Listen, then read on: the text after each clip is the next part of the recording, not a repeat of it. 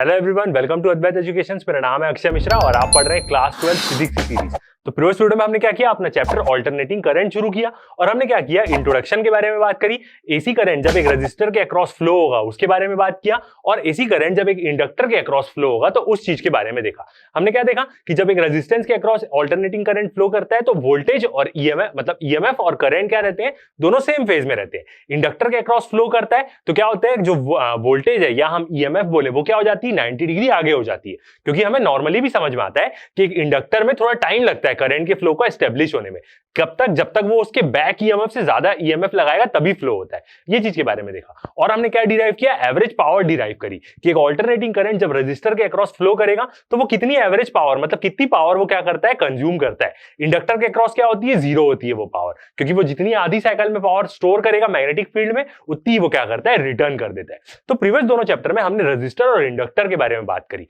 ये जो लेक्चर रहेगा, ये लेक्चर किस पे बेस्ड रहेगा, पूरा कैपेसिटर के बेस्ड रहेगा कि जब एक ऑल्टरनेटिंग करंट को हम कैपेसिटर में फ्लो कराते हैं तब क्या कंडीशन होती है, तब उसमें वोल्टेज और करंट का फेज या ईएमएफ या करंट में फेज के डिफरेंस कितना रहता है, ये चीज के बारे में देखेंगे। और कितनी वहां पे एवरेज पावर लगती है, क्योंकि पावर हम निकालना चाहें तो इंस्टेंटेनियस पावर हमें समझ में आती है, उसके बाद एक साइकिल का हमें निकालना रहता है, एक साइकिल में कितनी पावर वहां पे एब्जॉर्ब हो रही है कि दे रहा है वो, तो उसके लिए हम क्या करते हैं, एवरेज पावर निकालते हैं। तो शुरू करते हैं अपना ये वाला लेक्चर। यदि आप चैनल में नए हैं तो बिल्कुल चैनल को सब्सक्राइब करना ना भूलें और लाइक करना ना भूलें।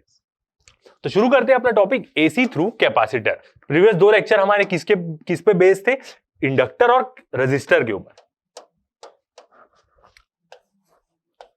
तो एसी थ्रू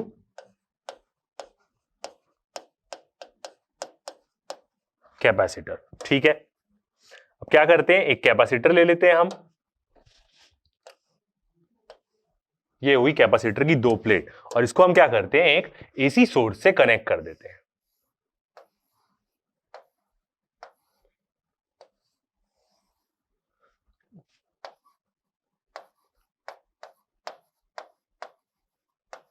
एसी सोर्स, ठीक है। और इसकी जो ईएमएफ है वो कौन सी रहेगी, ई।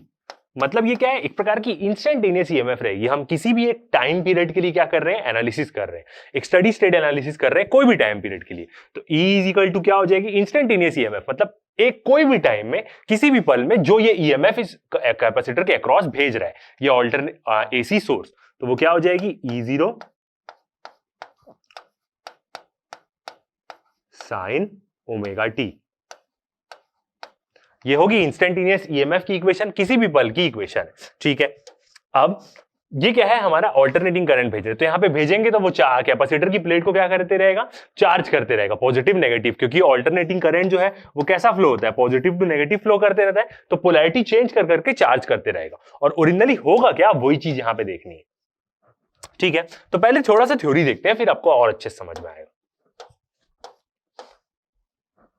फर्स्ट हम यदि देखें, व्हेन ए, पहले हमने ऑल्टरनेटिंग करंट के लिए तो डिराइव करेंगे ही करेंगे, देखते हैं कि पहले डीसी लगाएंगे तो क्या होगा, तभी हमें क्या होगा समझ में आएगा। When a capacitor is connected to a voltage source in a DC circuit, जब एक हम कैपेसिटर को डीसी सर्किट से कनेक्ट करते हैं, current will flow for a short time required to charge the capacitor. मतलब जब हम एक करंट को डीसी सोर्स से कनेक्ट करेंगे तो वो क्या होगा, अपनी पोलैरिटी चेंज नहीं करेगा। डीसी करंट पॉजिटिव दे रहा है तो पॉजिटिव ही पूरा देते रहेगा, तो कैपेसिटर क्या होने लग जाएगा, चार्ज होने लग जाएगा। कब तक करंट फ्लो होगा सर्किट में, जब तक कैपेसिटर चार्ज हो रहा है। एक बार कैपेसिटर चार्ज हुआ, उसकी प्लेट के बीच में क्या हो जाएगा, पोटेंशियल डेवलप हो जाएगा, कैपेसिटर का अपना वीसी पोटेंशियल डेवलप हो जाएगा। अब कैपेसिटर में पोटेंशियल डेवलप हुआ, ब्लॉक कर देगा वो करंट को, क्योंकि वो जब तक चार्ज हो रहा है तभी करंट फ्लो होगा। जैसे ही कैपेसिटर चार्ज हो गया, वो सर्किट में करंट को क्या कर देगा, ऑपोज करने लग जाएगा, ब्लॉक कर देगा। तो ये चीज क्या होती है, डीसी में होती है। मगर एसी में ऐसा नहीं होता है, क्योंकि एसी में करंट पोलैरिटी चेंज करते रहता है, तो कैपेसिटर चार्ज डिस्चार्ज होते रहता है। देखते हैं, एस डीसी के बारे में भी हम बात कर रहे हैं। S charge accumulate on the capacitor plate, जब क्या होने लग जाएगा, कैपेसिटर अभी चार्ज हो रहा है, तो जब चार्ज होते रहेगा the voltage across them increases. जब कैपेसिटर की प्लेट डीसी सर्किट में लगी, कैपेसिटर चार्ज हो रहा है, तो उसके अक्रॉस क्या होगा, जैसे जैसे कैपेसिटर चार्ज होते जा रहा है उसका जो कैपेसिटर का वोल्टेज है वीसी बोले, जो क्यू बाई सी होता है, वो क्या हो जाएगा, इंक्रीज होने लग जाएगा। ऑपोजिंग दी करंट, उसका वोल्टेज इंक्रीज होगा तो जो सर्किट में करंट फ्लो कर रहा है उसको वो क्या करने लग जाएगा, ऑपोज करने लग जाएगा। That is a capacitor in a DC circuit will limit और oppose the current as it charges. मतलब जब जैसे जैसे वो चार्ज होते रहेगा, उसका वोल्टेज बढ़ रहा है तो जो सर्किट में करंट फ्लो कर रहा है उसको वो अपोज करते रहेगा। व्हेन, अब जब कैपेसिटर पूरा चार्ज हो जाएगा डीसी सर्किट में, when capacitor is fully charge the current in the circuit falls to zero. जब कैपेसिटर पूरा चार्ज हो गया डीसी सर्किट में तो करंट क्या हो जाएगा, करंट की वैल्यू जीरो हो जाएगी, करंट को वो फ्लो होने नहीं देगा। व्हेन, अब जब एसी में कनेक्ट करते हैं जो हम पढ़ रहे हैं, when a capacitor is connected to an AC source it limits और रेगुलेट्स दी करंट। वो क्या करता है, करंट को थोड़ा सा अपोज करता है, थोड़ा सा रेगुलेट करता है, but does not completely prevent the flow of charge. मगर पूरा कंप्लीटली फ्लो ऑफ चार्ज को वो, मतलब करंट को वो प्रिवेंट नहीं करता। The capacitor is alternately charge, क्योंकि एसी करंट अपनी पोलैरिटी चेंज करते रहता है, पॉजिटिव नेगेटिव, तो कैपेसिटर क्या होता रहेगा, ऑल्टरनेटली चार्ज डिस्चार्ज होते रहेगा। And discharge as current reverses in each half cycle, क्योंकि हर आधी साइकिल में करंट रिवर्स कर लेता है तो कैपेसिटर चार्ज डिस्चार्ज होते रहेगा और फ्लो मेंटेन रखेगा करंट का। तो ये क्या होता है, ऐसा करंट मतलब एसी सर्किट में होता है। डीसी में तो वो पूरा ब्लॉक कर देगा जैसे ही वो चार्ज हो गया। तो हम क्या कर रहे हैं, उसी के लिए डेरिवेशन कर रहे हैं, ठीक है। और ये जो ईएमएफ है हमारी, एक प्रकार की क्या है, ये इंस्टेंटेनियस ईएमएफ है। इंस्टेंटेनियस ईएमएफ की इक्वेशन है। इंस्टेंटेनियस ईएमएफ का मतलब ये होता है कि टाइम की किसी भी वैल्यू में वो ई की वैल्यू दे देगी। 2 सेकंड के लिए बताएं, 2 सेकंड में कितनी ईएमएफ जाएगी, तो 2 सेकंड में ये इक्वेशन यूज करेंगे तो हमें वो उस सेकंड की ईएमएफ बता देगा। बस हमें क्या पता होना चाहिए, एंगुलर फ्रीक्वेंसी पता होनी चाहिए और इस जो भी करंट है उसकी मैक्सिमम वैल्यू पता होनी चाहिए, ठीक है। ये कैपेसिटर है और जो ये कैपेसिटर है इसका कैपेसिटेंस क्या है, सी। इसको हम क्या बोलते हैं,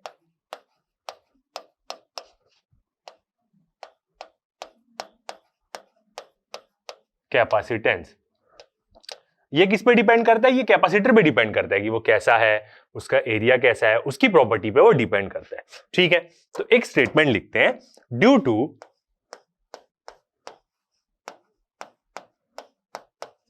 टू दिस ईएमएफ, कौन सी ईएमएफ, जो ये एसी सोर्स दे रहा है, due to this EMF charge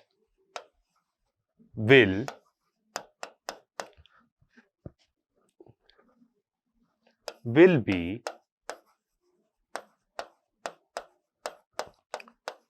due to this EMF charge will be produced and it will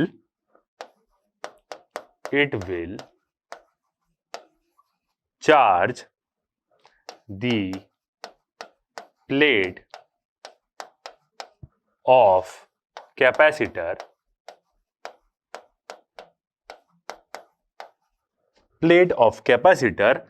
with positive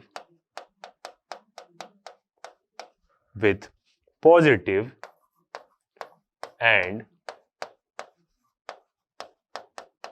negative charge। इस ईएमएफ के कारण कैपेसिटर में क्या होने लग जाएगा, चार्ज प्रोड्यूस होने लग जाएगा, पॉजिटिव और नेगेटिव। एक बार पॉजिटिव होगा, एक बार मतलब पोलैरिटी चेंज होते रहेगी यहाँ पे, क्योंकि करंट ही क्या है हमारा वैसा है। पूरे डायग्राम में देखेंगे हम एकदम अच्छे से कि वो क्या हो रहा है, ठीक है।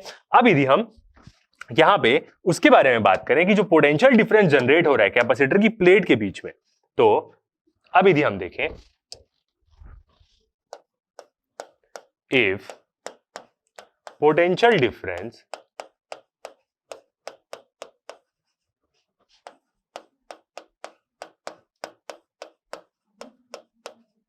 पोटेंशियल डिफरेंस बोले या वोल्टेज बोले या ईएमएफ बोले, across the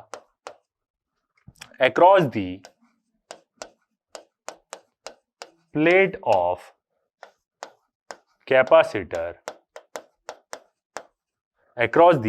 capacitor, is V, then उसी समय उसी इंस्टेंट पे कैपेसिटर के जो पोटेंशियल डेवलप होगा वो V होगा, जो एक इंस्टेंटेनियस ईएमएफ है। तो यहां से हम क्या बोल सकते हैं, कैपेसिटर क्या होता है, जो वो है कितना चार्ज है Q बाई C, और कितना क्या है उसका कैपेसिटेंस है, मतलब एक प्रकार की उसकी कैपेसिटी। तो यहां से हम देखें तो यहां से हम क्या बोल सकते हैं, और चार्ज की वैल्यू निकालें तो Q इक्वल टू क्या बोल सकते हैं हम, CV।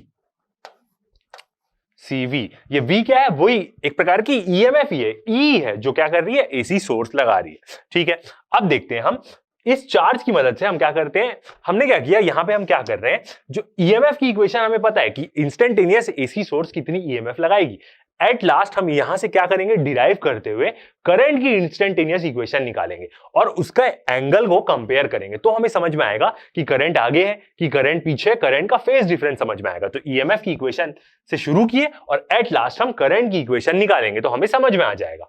तो क्यू चार्ज मिल गया, rate of change of charge क्या होता है, करंट होता है, तो वही निकालेंगे। तो एक इंस्टेंट पे हम करंट निकालेंगे तो क्या बोल सकते हैं, द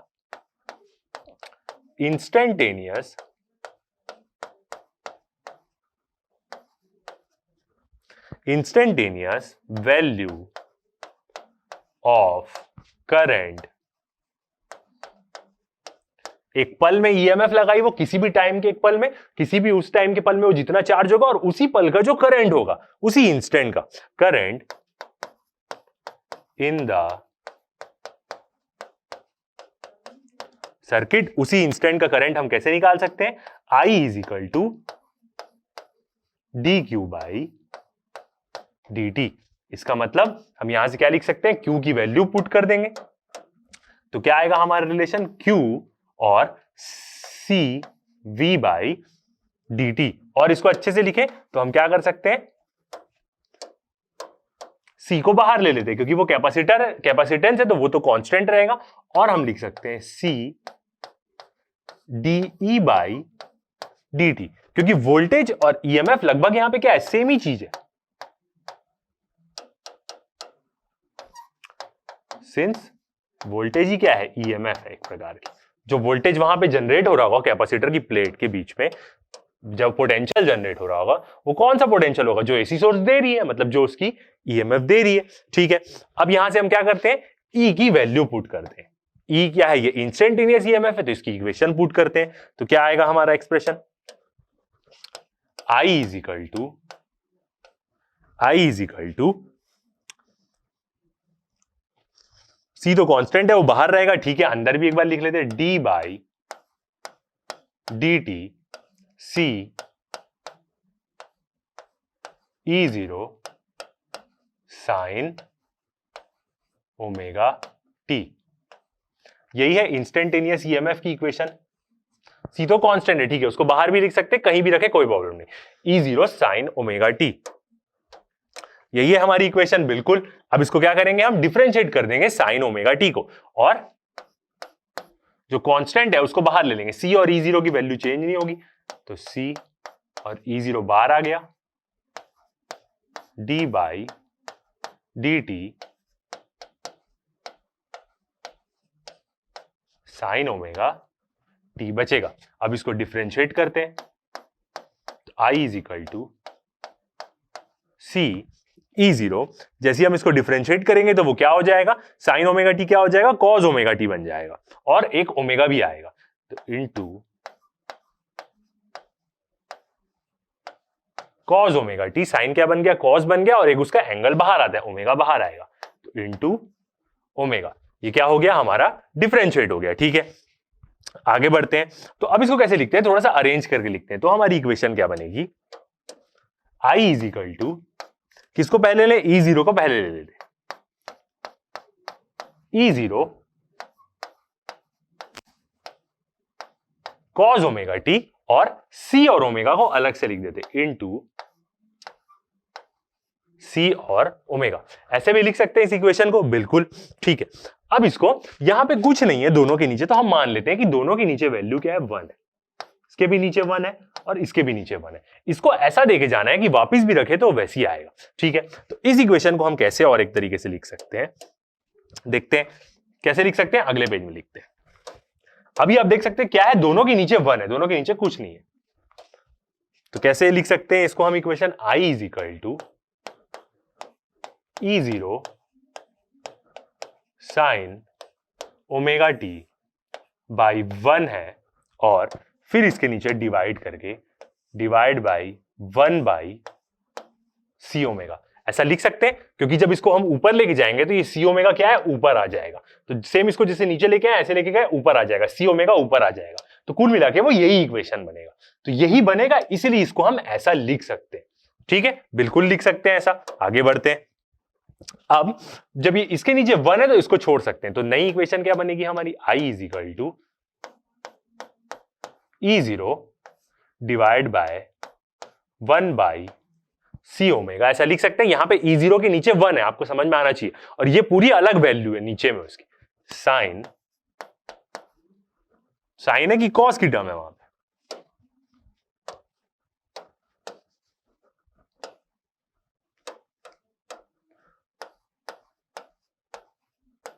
कॉस ओमेगा टी, ये आ गई हमारी इक्वेशन। ठीक है, अब एक और चीज हम कर सकते हैं, ये कॉस ओमेगा टी को हम क्या लिख सकते हैं, साइन के टर्म में लिख सकते हैं। तो हमारा रिलेशन क्या बनेगा, I is equal to E0 1 by C omega. C क्या है हमारा कैपेसिटेंस, और क्या लिख सकते हैं, sine omega T plus pi by 2,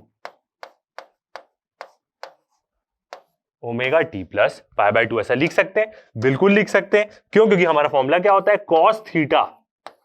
ये ओमेगा टी क्या है, एक प्रकार से थीटा ही है। Speed is equal to distance upon time वाला ही तो कंसेप्ट है। थीटा डिस्टेंस है, ओमेगा स्पीड है, और टी टाइम है हमारा। तो कॉस थीटा इक्वल टू क्या होता है, sine theta plus pi by 2। यही वाला हम अपना फॉर्मूला लगा रहे हैं यहां पे। तो इसके कारण हम ऐसा लिख सकते हैं, कॉस ओमेगा टी को sign omega T plus pi by 2। बिल्कुल ठीक है, तो ये क्या आ गया, हमारा एक्सप्रेशन आ गया। अब देखते हैं, यदि हम चाहते हैं कि ये आई की वैल्यू हमें मैक्सिमम मिले, मतलब एक ऐसा टाइम होगा, एक ऐसे टाइम की वैल्यू रहे जिस टाइम में करंट क्या रहे, मैक्सिमम रहे, तो उस केस में इसकी वैल्यू पूरी 1 होनी चाहिए। तभी जब इसकी पूरी मैक्सिमम वैल्यू 1 होगी तभी करंट मैक्सिमम होगा। तो हम कैसे लिख सकते हैं, statement I will be maximum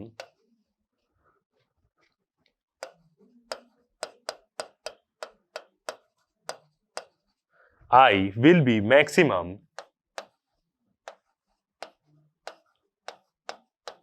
when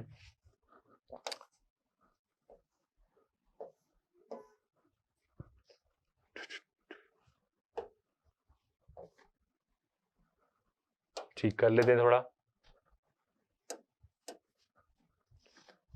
I will be maximum. कब आई मैक्सिमम होगा, मतलब वो पल जिस पल में करंट की वैल्यू मैक्सिमम रहे, जब sign omega T plus pi by 2 की वैल्यू क्या हो जाएगी, 1 हो जाएगी। तो इस केस में जो हमारा आई है वो क्या हो जाएगा, मैक्सिमम हो जाएगा। तो यहां से हम क्या बोल सकते हैं, so that I equal to क्या हो जाएगा, I0 हो जाएगा। ऐसे ही हम क्या करते हैं, मैक्सिमम वैल्यू को डिनोट करते हैं। तो I इक्वल टू I0 हो गया, और क्या बोल सकते हैं यहां पे, वेयर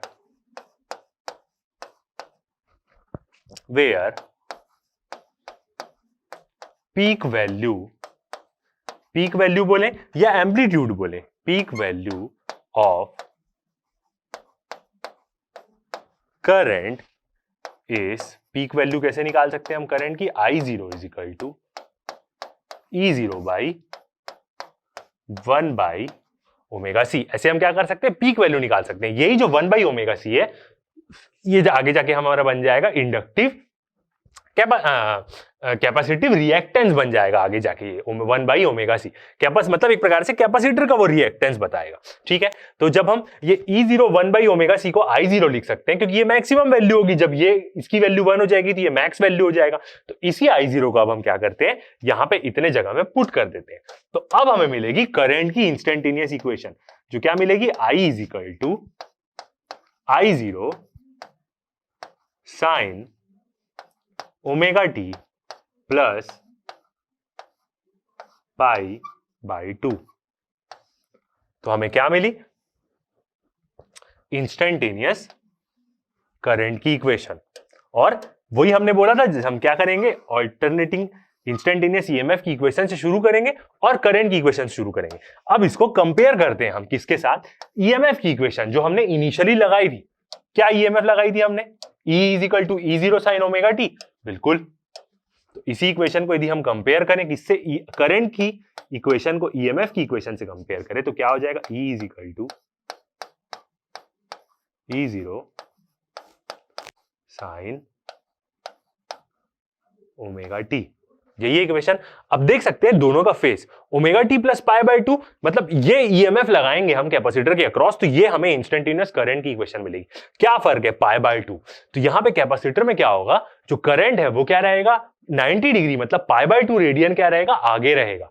किससे? ईएमएफ से। मतलब यदि हम एक एसी करंट को, एसी सोर्स को कैपेसिटर से कनेक्ट करते हैं तो पहले करंट फ्लो होना चालू हो जाएगा उसमें पहले, फिर जब वो 90 डिग्री क्रॉस कर देगा उसके बाद ईएमएफ इंड्यूस होगी उसमें।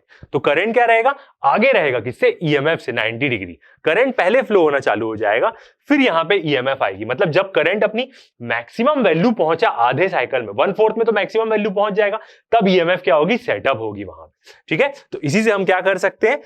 अपना फेजर डायग्राम बना सकते हैं। ठीक है, तो समझ में आया कि करंट क्या है। इंडक्टर में क्या था? करंट पीछे चल रहा था क्योंकि वहां पे पहले ईएमएफ सेटअप होती थी, बैक ईएमएफ से ज्यादा ईएमएफ हुई तब करंट फ्लो चालू हुआ। वहां पे इंडक्टर में क्या था? ईएमएफ आगे थे पाई by 2।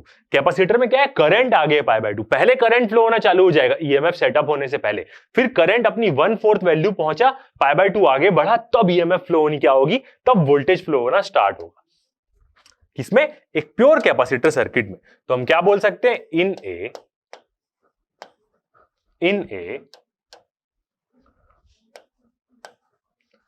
in a perfect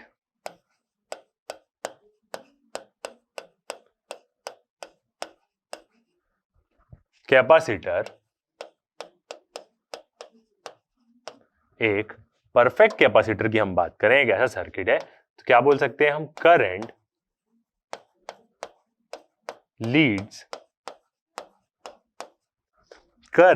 Leeds the voltage बोले या ईएमएफ बोले, by a phase angle. Current क्या रहता है? आगे रहता है। कितना? By a phase angle of pi by 2 radian, और इसको हम क्या बोल सकते हैं? 90 डिग्री में बोल सकते हैं। सेकंड पॉइंट, इसी को एक और तरीके से क्या बोल सकते हैं कि वोल्टेज पीछे चलता है करंट से पाई बाय 2, मतलब करंट पहले चालू हो जाएगा फिर वोल्टेज आएगा। तो दूसरे तरीके से इसको हम क्या बोल सकते हैं? Voltage lags behind the current, voltage lag behind the current by ए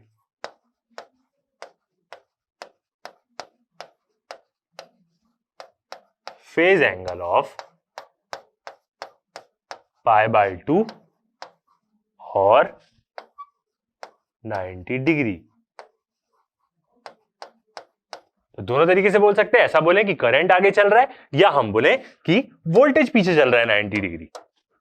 ठीक है, अब इसी की मदद से हम क्या कर सकते हैं? हमें समझ में आ गया कि करंट आगे है, तो हम क्या कर सकते हैं? पहले इसका कर्व ड्रॉ कर सकते हैं कि जो इसका साइनसॉइडल वेव रहेगी वो कैसी रहेगी। चलिए ड्रॉ करते हैं। तो ये हमारी ईएमएफ की वो हो गई, ईएमएफ, और ये हमारा एंगल बताएगा ओमेगा टी। ठीक है, अभी नहीं लिखते, रुक जाते हैं, पहले कर्व बना लेते हैं। ओके, तो करंट आगे चल रहा है, तो करंट जब अपनी मैक्सिमम वैल्यू पे पहुंच जाएगा तब ईएमएफ शुरू होगी। तो सबसे पहले हम क्या करते हैं? करंट बनाते हैं। ये करंट अपनी मैक्सिमम वैल्यू पे पहुंच गया,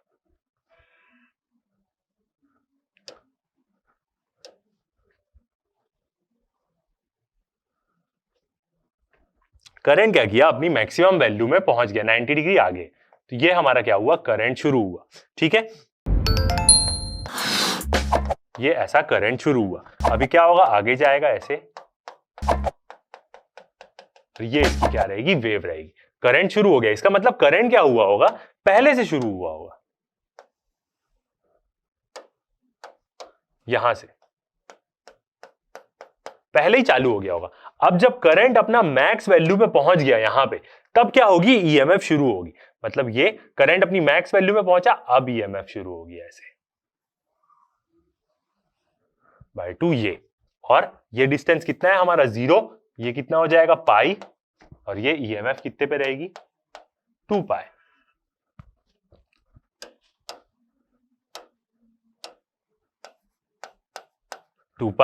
ठीक है, और ये मिलेगी हमें ईएमएफ की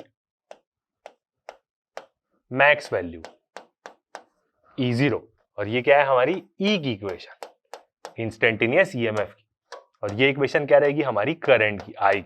तो अब देख सकते हैं 90 डिग्री, पूरा 180 डिग्री 90 डिग्री करंट आ गए। मतलब यहां से ये जो वैल्यू है हमें, ये करंट की कौन सी है, मैक्सिमम वैल्यू है।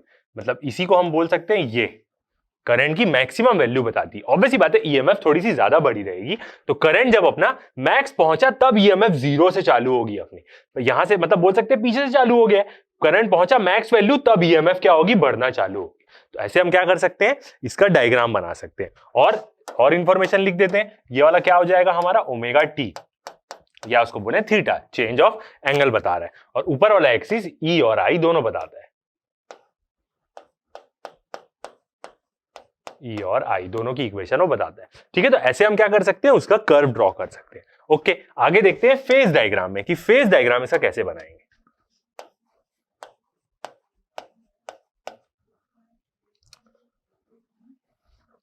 क्या बोले, फेजर डायग्राम।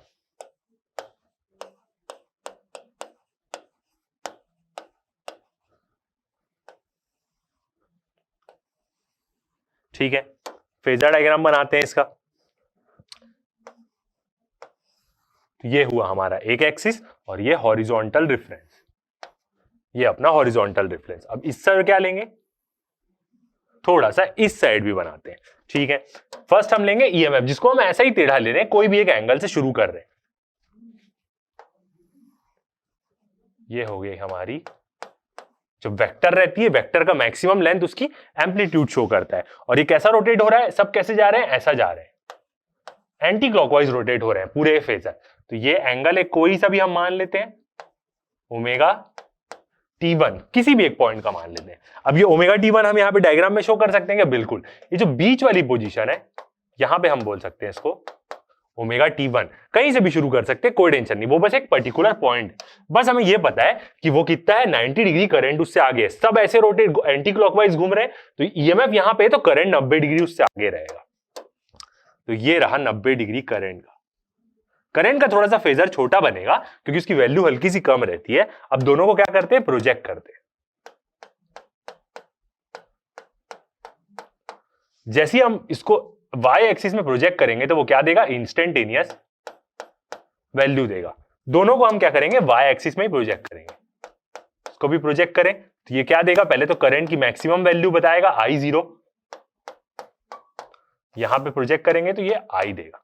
अब जो ये डिस्टेंस है y एक्सिस में, दोनों पॉइंट्स का डिस्टेंस ही हमें क्या देगा, इंस्टेंटेनियस इक्वेशन। तो ये जो डिस्टेंस है, ये डिस्टेंस हमें क्या वैल्यू देगा, E0 साइन ओमेगा टी, या ओमेगा टी 1 बोल देते, जिस जगह से भी ले दे। और ये जो डिस्टेंस है हमारा y एक्सिस में, इतना डिस्टेंस, इसकी इक्वेशन क्या होगी, करंट की इंस्टेंटेनियस इक्वेशन, जो I तो है ही, I इक्वल टू बोले या इक्वल टू बस बोले, I equal to I0 sine omega T plus pi by 2।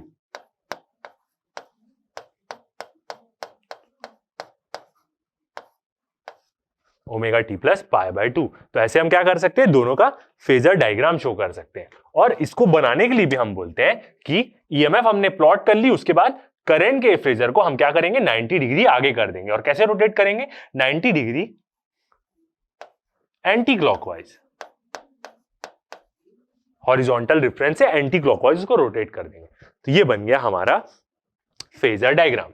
ठीक है, आगे बढ़ते हैं। अब देखते हैं हम कैपेसिटिव रिएक्टेंस के बारे में। ओके, नेक्स्ट अब हम देखते हैं कैपेसिटिव रिएक्टेंस के बारे में।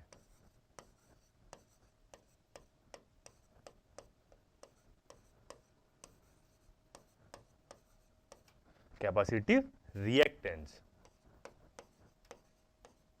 जिसको हम कैसे डिनोट करते हैं, एक्स सी से। सेम कैसा ही है जैसा हमारा इंडक्टिव रिएक्टेंस होता था, सेम वैसा ही है, बस इसका एक्सप्रेशन थोड़ा सा अलग होता है। इसकी भी यूनिट क्या होगी, ओम्स ही होगी। ठीक है, तो देखते हैं। फर्स्ट हम इंस्टेंटेनियस करंट की इक्वेशन लिखते हैं। द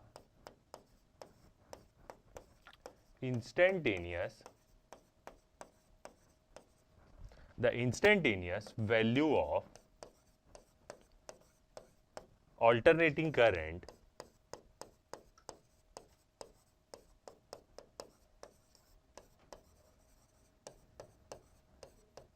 इंस्टेंटेनियस वैल्यू देखें ऑल्टरनेटिंग करंट की, तो क्या आई है हमारा, जब हम क्या करेंगे एसी सोर्स को कैपेसिटर से फ्लो कराएंगे, तो क्या आया था हमारा expression, I is equal to E0 1 by omega C sine omega T plus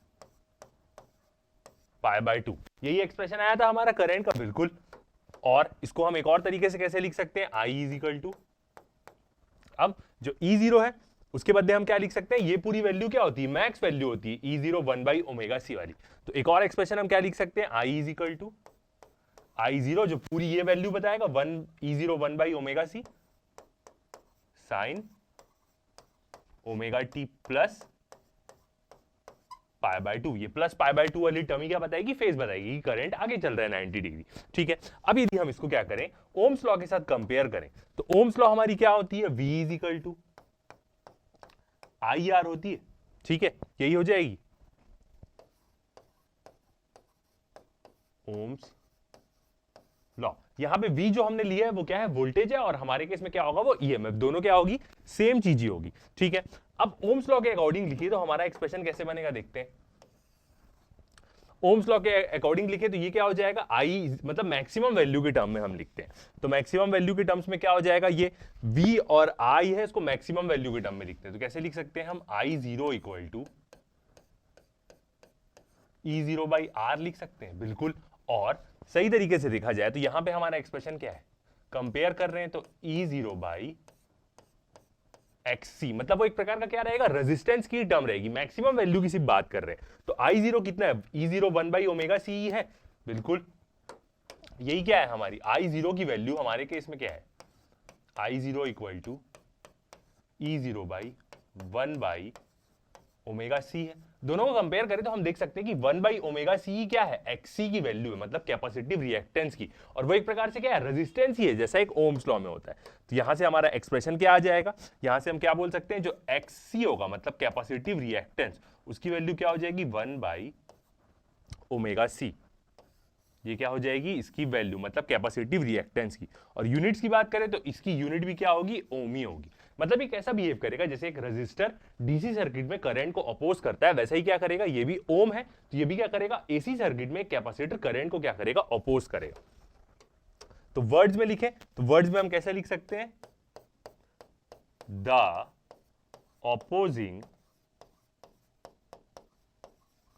opposing nature of capacitor, the opposing nature of capacitor to the flow of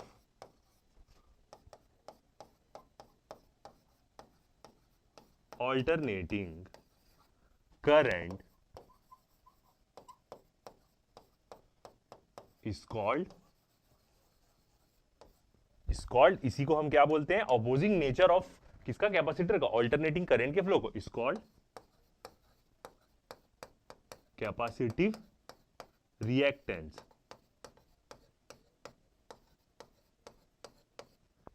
इसी को हम क्या बोलेंगे, कैपेसिटिव रिएक्टेंस बोलेंगे। अब इस एक्सप्रेशन से हमें यह भी समझ में आ जाएगा कि ये किसको फ्लो करने की कोशिश देगा, ऑल्टरनेटिंग करंट को तो अपोज करेगा, डीसी करंट को क्या करेगा, ये एक्सप्रेशन से हम ये भी जान सकते हैं। देखते हैं कैसे। अब ओमेगा है तो ओमेगा को हम जानते हैं एक प्रकार से क्या है, एंगुलर फ्रीक्वेंसी, और ओमेगा इज इक्वल टू क्या होता है, 2 पाई बाई एफ होता है फ्रीक्वेंसी के टर्म में देखें तो तो इसी से क्या पता चल जाएगा, हमें एक्सप्रेशन पता चल जाएगा। ठीक है, देखते हैं कैसे। अब मान लेते हैं कि फ्रीक्वेंसी को हम कैसे डिनोट कर रहे हैं, एफ से। वी से भी डिनोट होता है।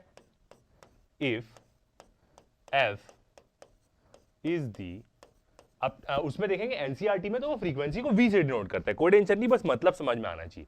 एफ इज दी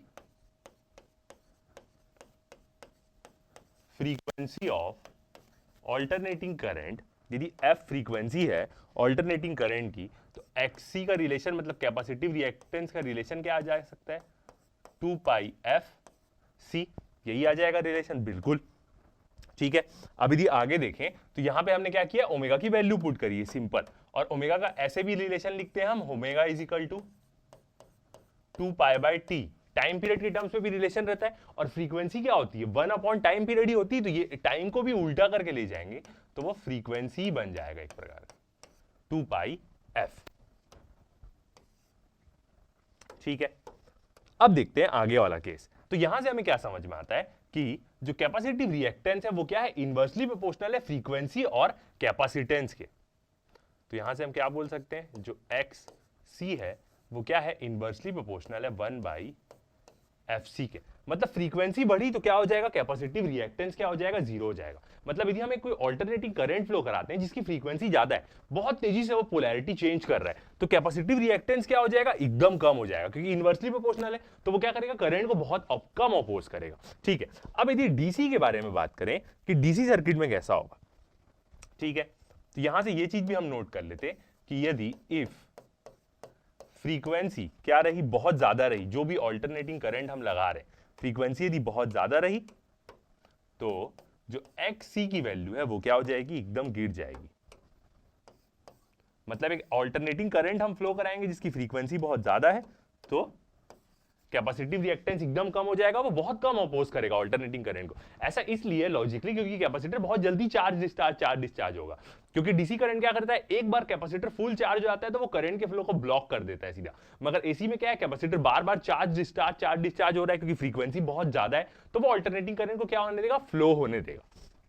ठीक है, अब यदि डीसी से कनेक्ट करें हम एक कैपेसिटर को, तो ये हो गया हमारा कैपेसिटर, और इसको कनेक्ट कर दिया हम एक DC source,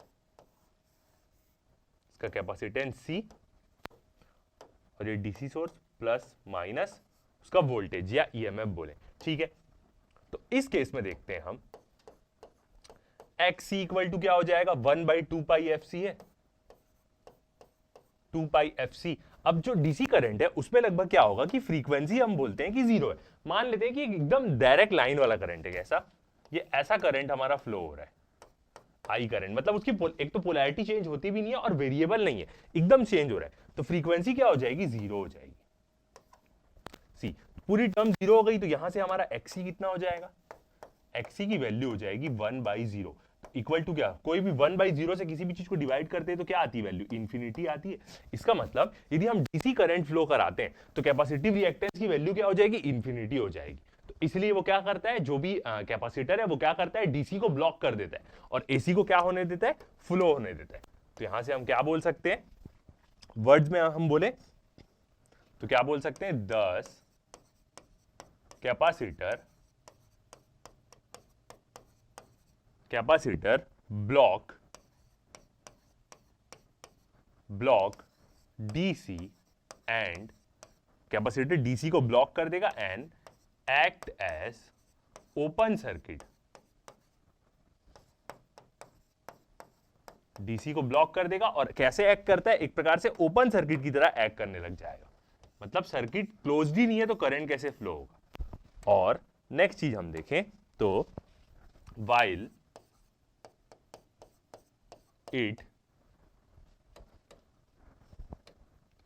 while it passes AC of high frequency, यदि किसी एसी करंट की फ्रीक्वेंसी कम हुई तो कैपेसिटिव रिएक्टेंस की वैल्यू क्या हो जाएगी, ज्यादा हो जाएगी। ये कम हुई तो इसकी वैल्यू ज्यादा हो जाएगी, तो वो क्या करेगा, ज्यादा अपोज करने लग जाएगा, क्योंकि धीरे वो चार्ज डिस्चार्ज होगा। ठीक है, ये चीज हो गई। तो ये हमें कैपेसिटर रिएक्टेंस के बारे में पूरा चीज हमें समझ में आई। अब देखते हैं हम क्वेश्चन 8। एक क्वेश्चन सॉल्व करते हैं, फिर उसके बाद हम देखेंगे इसकी एवरेज पावर हम कैसे निकालेंगे।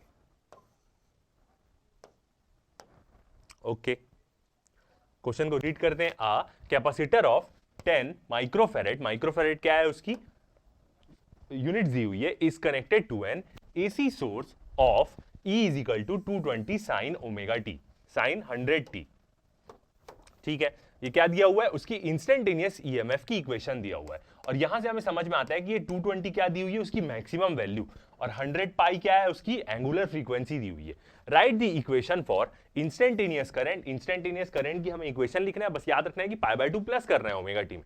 Through the circuit what will be the reading of AC ammeter connected to the circuit. यदि हम उस सर्किट में एक कैपेसिटर है जिसमें ऑल्टरनेटिंग सोर्स लगी हुई है, और उसमें हम यदि एक एसी एमीटर कनेक्ट करते हैं तो उसकी रीडिंग क्या होगी। तो हमें यह पता होना चाहिए कि एसी एमीटर, गैल्वेनोमीटर, ये सब क्या रीड करते हैं, करंट रीड करते हैं। अब ऑल्टरनेटिंग करंट को यदि हमें रीड करना है तो कौन सी वैल्यू उसकी हम रीड करते हैं, एवरेज वैल्यू तो नहीं रीड कर सकते, क्योंकि एक पूरे साइकिल की एवरेज वैल्यू 0 होती है। तो एवरेज वैल्यू हम कैसी निकालते हैं, आधे साइकिल की निकालते हैं। बट फिर भी जो गैल्वेनोमीटर और एमीटर रहते हैं वो लोग एवरेज वैल्यू या मीन वैल्यू रीड नहीं करते, वो क्या रीड करते हैं, वर्चुअल वैल्यू, इफेक्टिव वैल्यू, जिसको हम क्या बोलते हैं, आरएमएस वैल्यू। तो इसका मतलब एक एसी एमीटर क्या रीड करेगा, RMS value, root mean square value read करेगा। तो हमें क्या करनी है, यहाँ पे रूट मीन स्क्वायर वैल्यू निकालनी। तो वही क्या करेगा, एसी एमीटर या गैल्वेनोमीटर लगाएं तो वो रीड करेगा। ठीक है, सॉल्व करते हैं इस क्वेश्चन को। फर्स्ट हम देखते हैं हमें क्या क्या गिवन वैल्यूज है। कैपेसिटेंस दिया हुआ है हमें कैपेसिटर का, C इज इक्वल टू कितना दिया हुआ है, 10 माइक्रोफैरेड।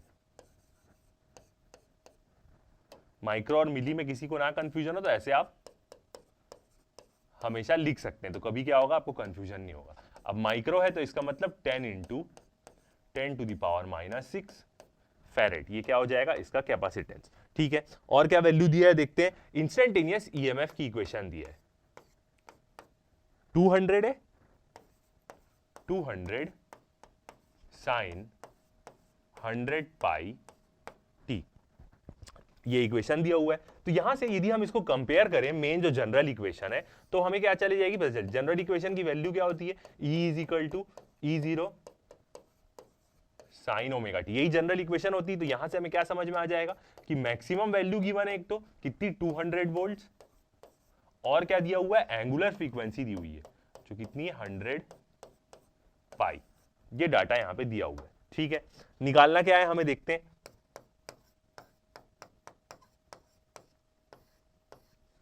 टू फाइंड क्या करना है, फर्स्ट हमें इंस्टेंटेनियस करंट की इक्वेशन निकालनी, मतलब आई की, सिर्फ आई निकालना है। सिर्फ आई यहां पे लिखा हुआ है तो आपको समझ में आना चाहिए वो ऐसा ही नोटेशन हम लेके चल रहे हैं। इंस्टेंटेनियस करंट है तो उसकी कोई वैल्यू नहीं होगी, इसकी इक्वेशन होगी। और सेकंड चीज निकालने बोला है आई वी, वर्चुअल वैल्यू, या हम बोले इफेक्टिव वैल्यू, या आरएमएस वैल्यू निकालने हमें बोला है। ठीक है, सॉल्व करते हैं। तो हमें आई की इक्वेशन यदि निकालनी है, इंस्टेंटेनियस ईएमएफ की इक्वेशन, तो हमें क्या क्या चीज पता होनी चाहिए। एक तो ओमेगा, ठीक है पता है, π/2 भी पता है, मैक्सिमम वैल्यू करंट की पता होनी चाहिए, तभी हम क्या कर पाएंगे, पूरी इक्वेशन लिख पाएंगे। तो फर्स्ट हम निकालते हैं क्या, फर्स्ट हम अपना निकालते हैं, क्योंकि मैक्सिमम वैल्यू, यदि हमें करंट की मैक्सिमम वैल्यू निकालनी है इक्वेशन में डालने के लिए, तो उसके लिए हमें क्या करना पड़ेगा, कैपेसिटिव रिएक्टेंस पहले निकालना पड़ेगा। ठीक है, और यहाँ पे फ्रीक्वेंसी के बारे में कुछ दिया है क्या, नहीं दिया हुआ है। ओके, ओमेगा तो दिया है ना, क्या टेंशन है। ठीक है, तो फर्स्ट हम निकालते हैं कैपेसिटिव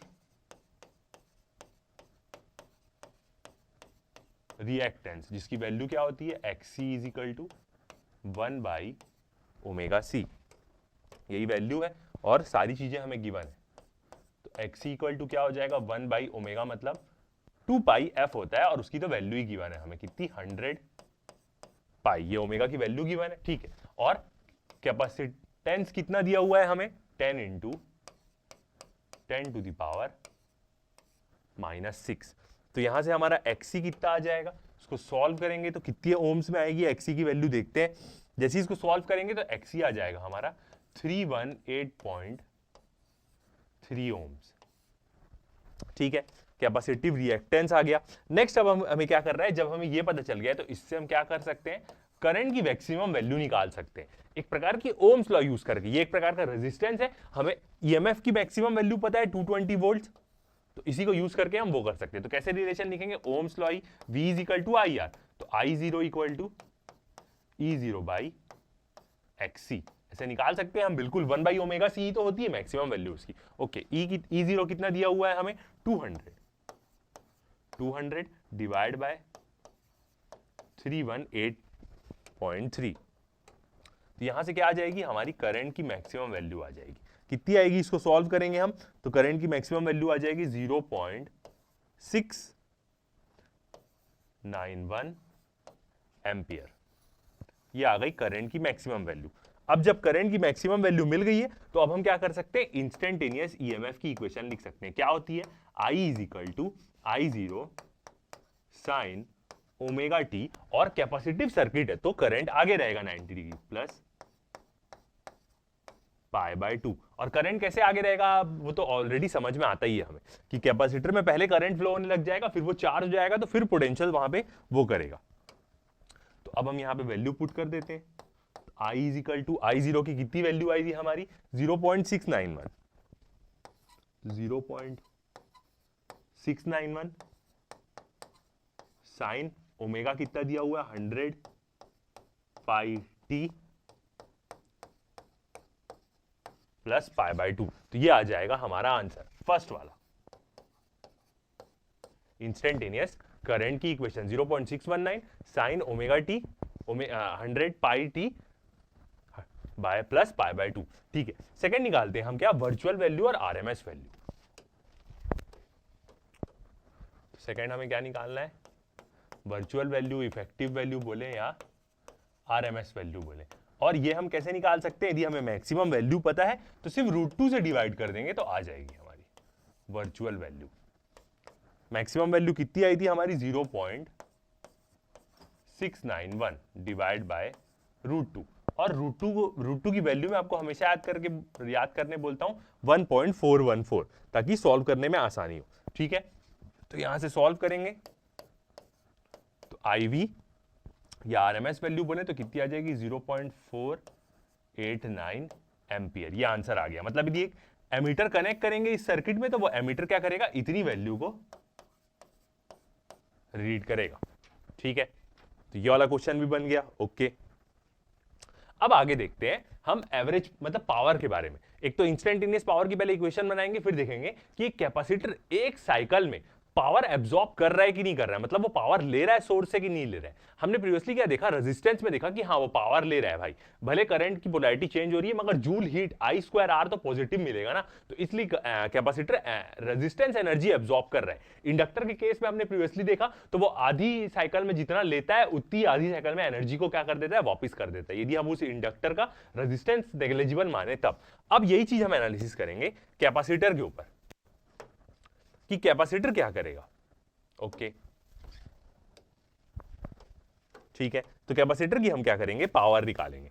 तो ओके, तो फर्स्ट हमें क्या करना है, इंस्टेंटेनियस पावर की इक्वेशन से शुरू करना है, फिर हम एवरेज पावर निकालेंगे। तो instantaneous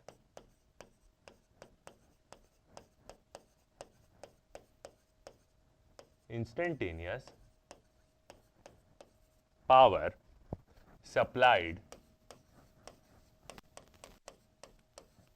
instantaneous power supplied to a capacitor। Instantaneous power कितनी सप्लाई होगी कैपेसिटर को, जिसका रिलेशन क्या आएगा यहां पे, P is equal to EI। ये वाला क्या आएगा, रिलेशन आएगा, P is equal to EI। यही क्या होगी, इंस्टेंटेनियस जो पावर हम उसको सप्लाई करेंगे, प्रोडक्ट होगा ईएमएफ और करंट का। अब ये एक्सप्रेशन कैसे आता है देखने के लिए हम ये देख सकते हैं, दो तरीके से जा सकते हैं। एक तो फर्स्ट हम देख सकते हैं जूल हीटिंग से जा सकते हैं।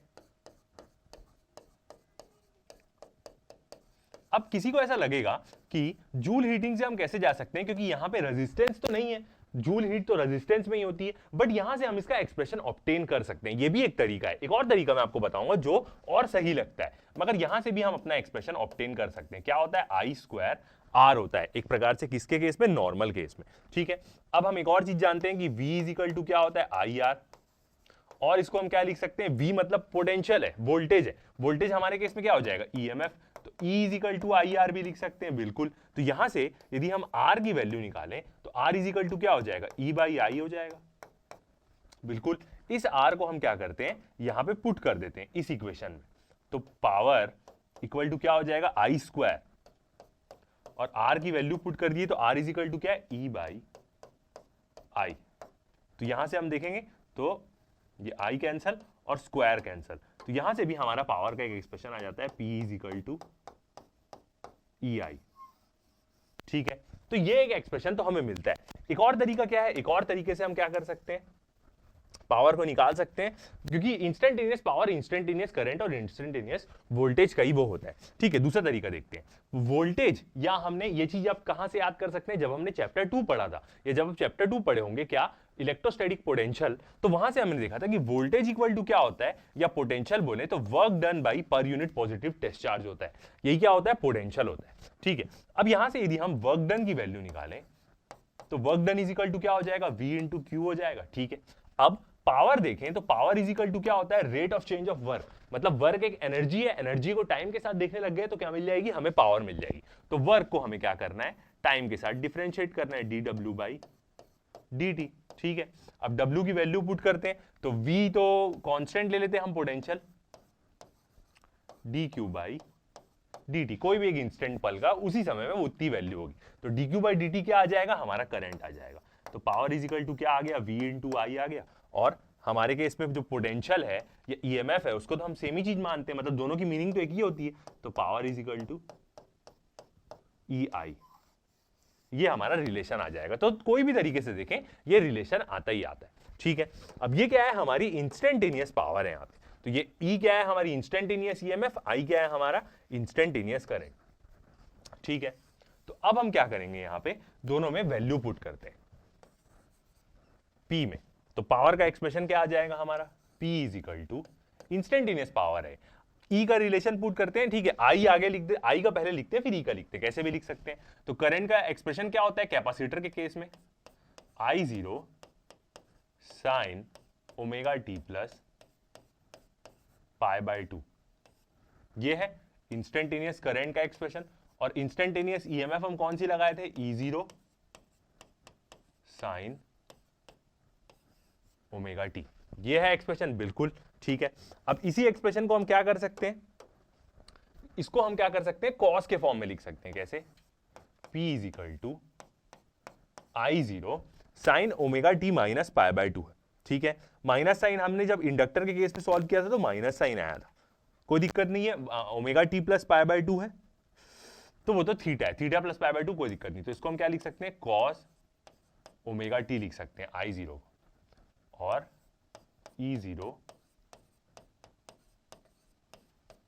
साइन ओमेगा टी, ये एक्सप्रेशन ऐसी है। अब ये कैसे आया, किसी को लगेगा कॉस ओमेगा टी, तो हमें पता है कि जो कॉस थीटा होता है वो क्या होता है, sine theta plus pi by 2, यही होता है हमारा कॉस थीटा। और थीटा अपने केस में क्या है, ओमेगा टी ही तो है, speed is equal to distance upon time, घूमने वाली चीजों के लिए वही चीज है यहाँ पे। तो ऐसे क्या आया है, हमारा ये एक्सप्रेशन आया है कॉस ओमेगा टी, ठीक है। अब इसको फिर हम अच्छे से लिखें तो P इज इक्वल टू कितना हो जाएगा हमारा, I0 E0 को अलग ले लेते हैं, मतलब एक साथ लिख लेते हैं, तो I0 E0 cos omega T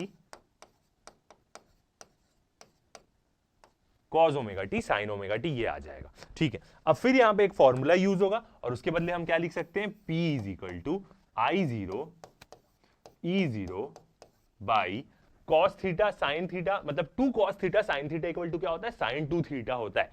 तो यहां पे क्या होगा, cos थीटा साइन थीटा है तो साइन 2 थीटा बाई 2 आएगा, तो यहां पे हम कैसे लिख सकते हैं, साइन 2 थीटा बाई 2, कैसे, ये भी ट्रिग्नोमेट्रिक फॉर्मूला रहता है हमारा, क्या, 2 cos theta sine theta equal to sine 2 theta होता है। 2 को वहां दे देंगे तो सिंपल क्या आ जाएगा, cos theta sine theta equal to sine 2 theta by 2। तो यही चीज को हमने क्या करी है, पुट करी है वहां पे रिलेशन में। तो अब हमारी इक्वेशन क्या आ जाएगी, P is equal to I0 E0 sine 2 theta by 2। ठीक है, सारी चीजें विजिबल है, ओके। ठीक है, तो इसी को लेके आगे बढ़ते हैं और 2 को हम I0 E0 के नीचे लिख लेते हैं। तो पावर का हमारा एक्सप्रेशन क्या आया है, I0 E0 by 2 sign omega T, ये आया है। ठीक है, अब हमें क्या करना है, ये तो हमारी जो पावर है, ये पावर कौन सी पावर है हमारी, एक प्रकार से देखें तो ये हमारी इंस्टेंटेनियस पावर है। शॉर्ट फॉर्म में लिखे तो इंस्टेंटेनियस पावर। ठीक है, INST। मगर क्या है, अब हम जब एसी करंट के बारे में बात कर रहे हैं तो हम पावर कैसे, एक इंस्टेंटेनियस पावर तो नहीं बता सकते ना, उसकी तो इक्वेशन होगी। हमें क्या करना है, एक साइकिल में उसकी एवरेज वैल्यू निकालनी पड़ेगी। ये उसकी एक साइकिल हो गई, तो एक पल की वैल्यू तो हम नहीं कर सकते, तो हमें क्या करना पड़ेगा, सारी वैल्यू को क्या करना पड़ेगा, एवरेज करना पड़ेगा। और इसका टाइम पीरियड क्या है, टोटल टी। तो हमें क्या करनी पड़ेगी, पावर की एवरेज वैल्यू निकालनी पड़ेगी। तब हमें समझ में आएगा कि एक साइकिल में ओवरऑल हो क्या रहा है, कैपेसिटर पावर ले रहा है कि पावर मतलब पावर कंज्यूम कर रहा है कि नहीं कर रहा है एक पूरे साइकिल में। तो एक साइकिल के लिए हम क्या करेंगे, एवरेज वैल्यू निकालेंगे। एवरेज वैल्यू मतलब सारी वैल्यू, और उस एवरेज के लिए डिवाइड करते हैं किसी जितने नंबर ऑफ वैल्यूज है, मगर यहाँ पे टाइम है तो अलग होगा। ठीक है, तो यहां पे हम क्या करेंगे, सेम जैसे हमने इंडक्टर में किया है वैसी एवरेज पावर निकालने के लिए एक्सप्रेशन यूज करेंगे। ठीक है, तो देखते हैं, so average power over 1 complete cycle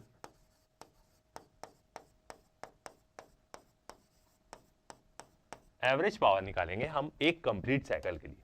तो कैसे लिख सकते हैं हम इसको, P, और ये यहां पे PC से डिनोट कर देते हैं क्योंकि कैपेसिटर के अक्रॉस पावर निकाल रहे हैं, तो PC। ठीक है, और एवरेज वैल्यू निकालनी है, तो एवरेज के लिए पहले तो इंस्टेंटेनियस वैल्यू थी, अब एवरेज के लिए क्या हो जाएगा, उसके ऊपर एक बार लग जाएगा। ओके,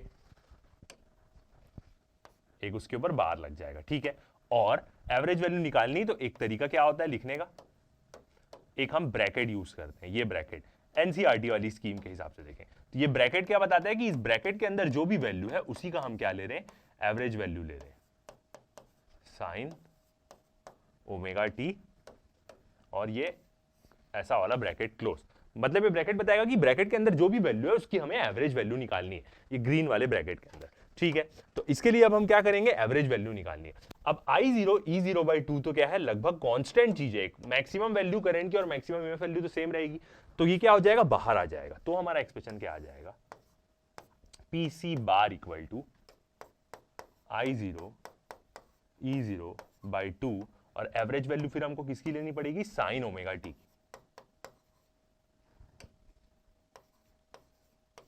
साइन ओमेगा टी की।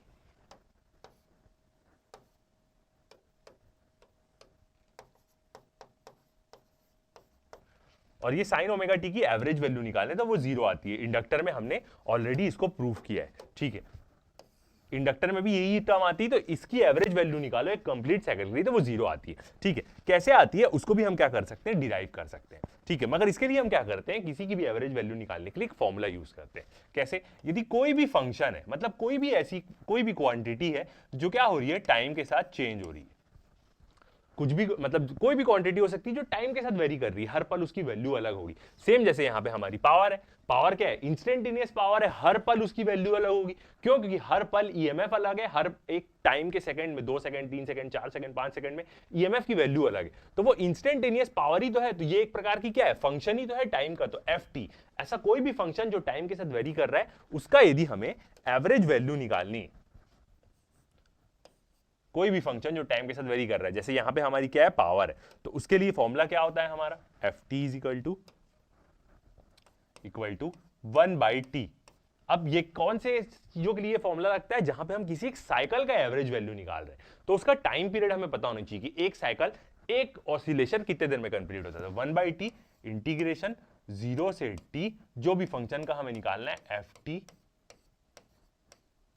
dt, ये क्या होता है हमारा फॉर्मूला होता है। किसी का भी यदि कोई भी एक चीज साइनसोइडल वेव है जो क्या कर रही है, साइकिल में चल रही साइनसोइडल वेव है और उसकी हमें एवरेज वैल्यू निकालनी है, तो ये फॉर्मूला होता है। यहाँ पे साइन ओमेगा टी भी क्या है, वैसा है। ठीक है, तो साइन ओमेगा टी को हम क्या करते हैं, इस फॉर्मूले में डालते हैं, तो हमें उसकी एवरेज वैल्यू निकलेगी। ठीक है, 1/t, टाइम पीरियड भी वही है, इंटीग्रेशन 0 से t, और ft की वैल्यू मतलब ये साइन ओमेगा टी है यहाँ पे ft, क्योंकि यही है, तो यहां पे क्या हो जाएगा sign omega T D T, इसी की वैल्यू निकालनी है। ठीक है, आगे बढ़ते हैं, आगे इसको इंटीग्रेट करते हैं।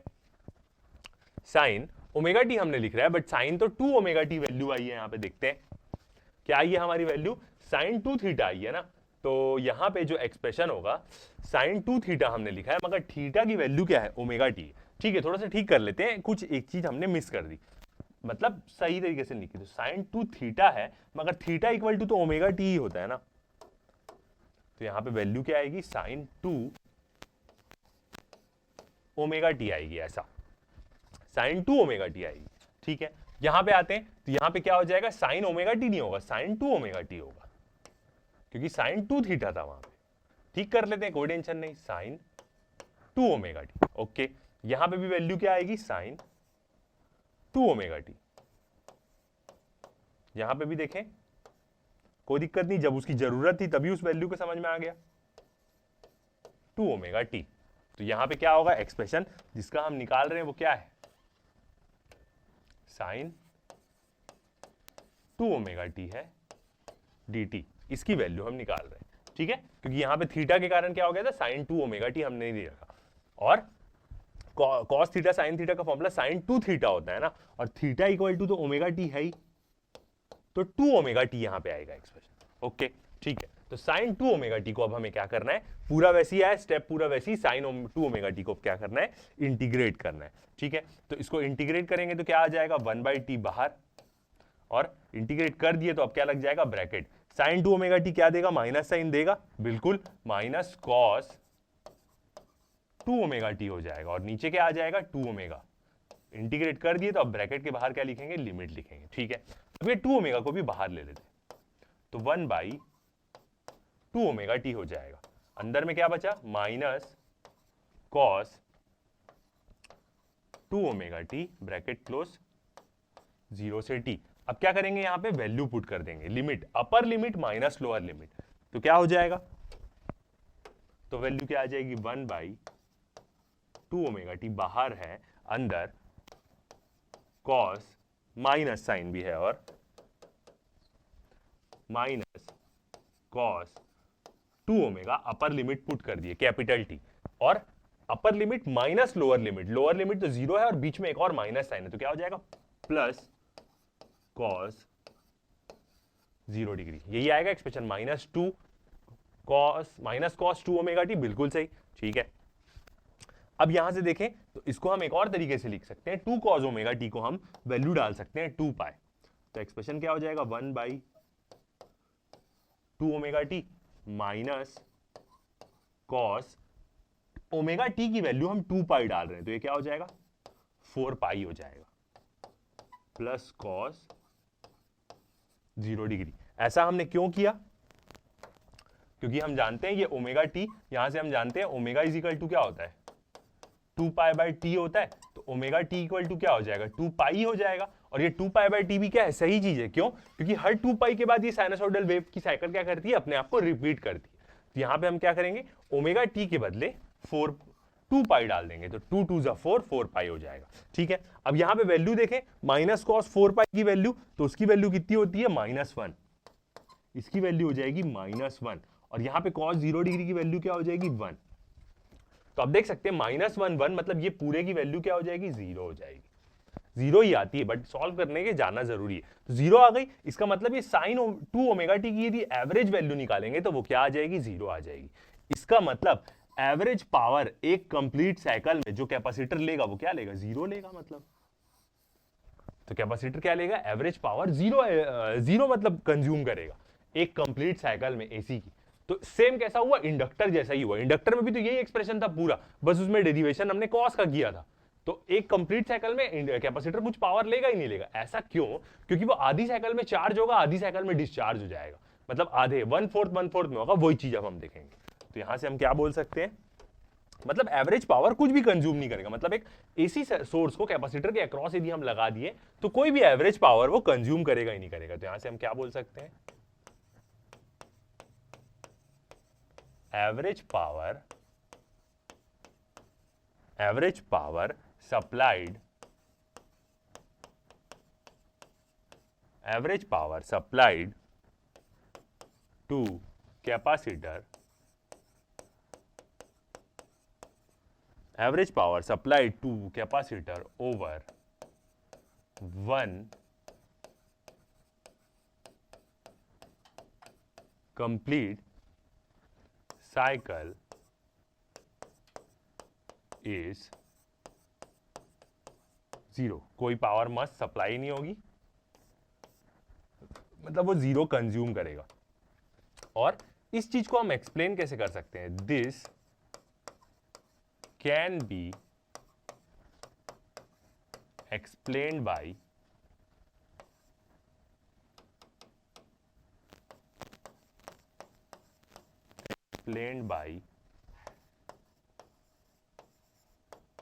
charging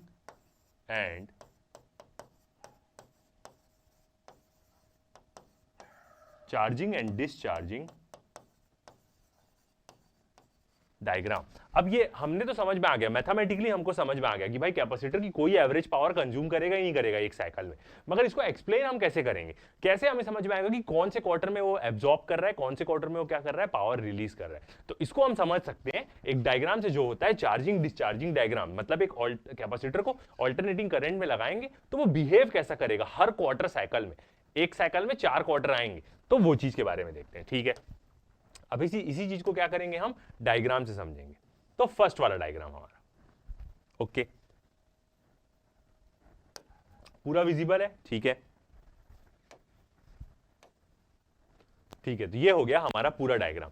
अब ये जो डायग्राम है ये 4 पार्ट में है, तो हम ऐसी 4 ठोक फोटो देख के समझेंगे। मतलब ये 4 पार्ट में, तो हर एक पार्ट के बारे में क्या करेंगे, एनालिसिस करेंगे। ठीक है, पहले ये पूरे डायग्राम को एक बार ओवरऑल देख लेते हैं, फिर पूरे एक पार्ट के बारे में देखेंगे।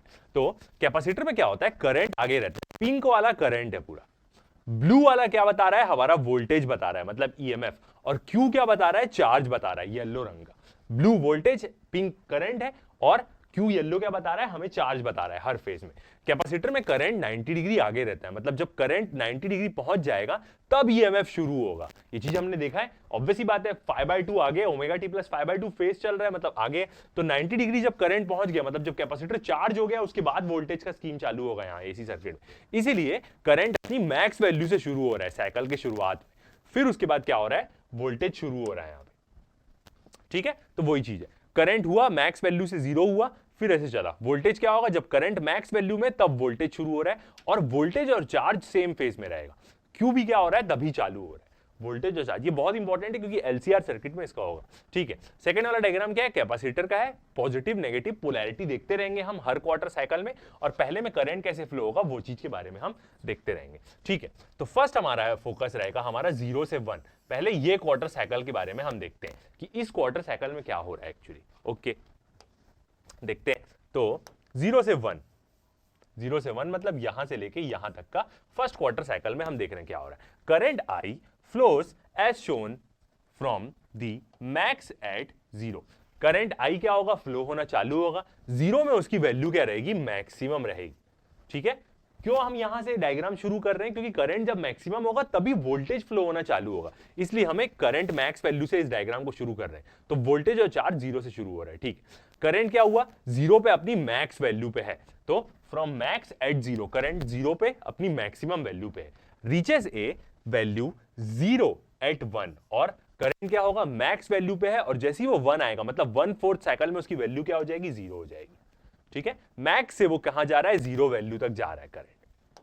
ऐसा क्यों हो रहा है, क्योंकि कैपेसिटर चार्ज हो रहा है भाई। ठीक है, तो यहां पे कैसा होगा, करंट ऐसा ए से बी फ्लो हो रहा है, और पॉजिटिव, अभी मान रहे हैं हम पॉजिटिव करंट क्या है, करंट की वैल्यू पॉजिटिव है, तो इधर से क्या हो रहा है, पॉजिटिव चार्ज जा रहा है, तो इसलिए कैपेसिटर की ए प्लेट पॉजिटिव चार्ज हो रही है और बी क्या हो रही है, नेगेटिव चार्ज हो रही है। ठीक है, आगे देखते हैं। The plate A is charge to positive polarity while negative charge Q builds up in B reaches max at 1 until, ठीक है, यहां तक रुकते हैं। जो ए होगा वो क्या होगा, पॉजिटिव पोलैरिटी के साथ चार्ज होगा, क्योंकि करंट क्या है, आप देख सकते हैं पॉजिटिव वैल्यू, भले मैक्स वैल्यू से वो 0 जा रहा है, मगर करंट पॉजिटिव है, तो यहां पे ए प्लेट पॉजिटिव चार्ज होगी, और इसी के कारण हम पढ़ते हैं एकदम पहले चैप्टर में चार्जिंग बाय इंडक्शन करके, यहां पॉजिटिव चार्ज हुआ तो यहां पॉजिटिव चार्ज हुआ तो अगली प्लेट में पूरा नेगेटिव चार्ज आ ही जाएगा, इंडक्शन के कारण, अट्रैक्शन के कारण। ठीक है, तो बी क्या हो जाएगा, नेगेटिव चार्ज हो जाएगा।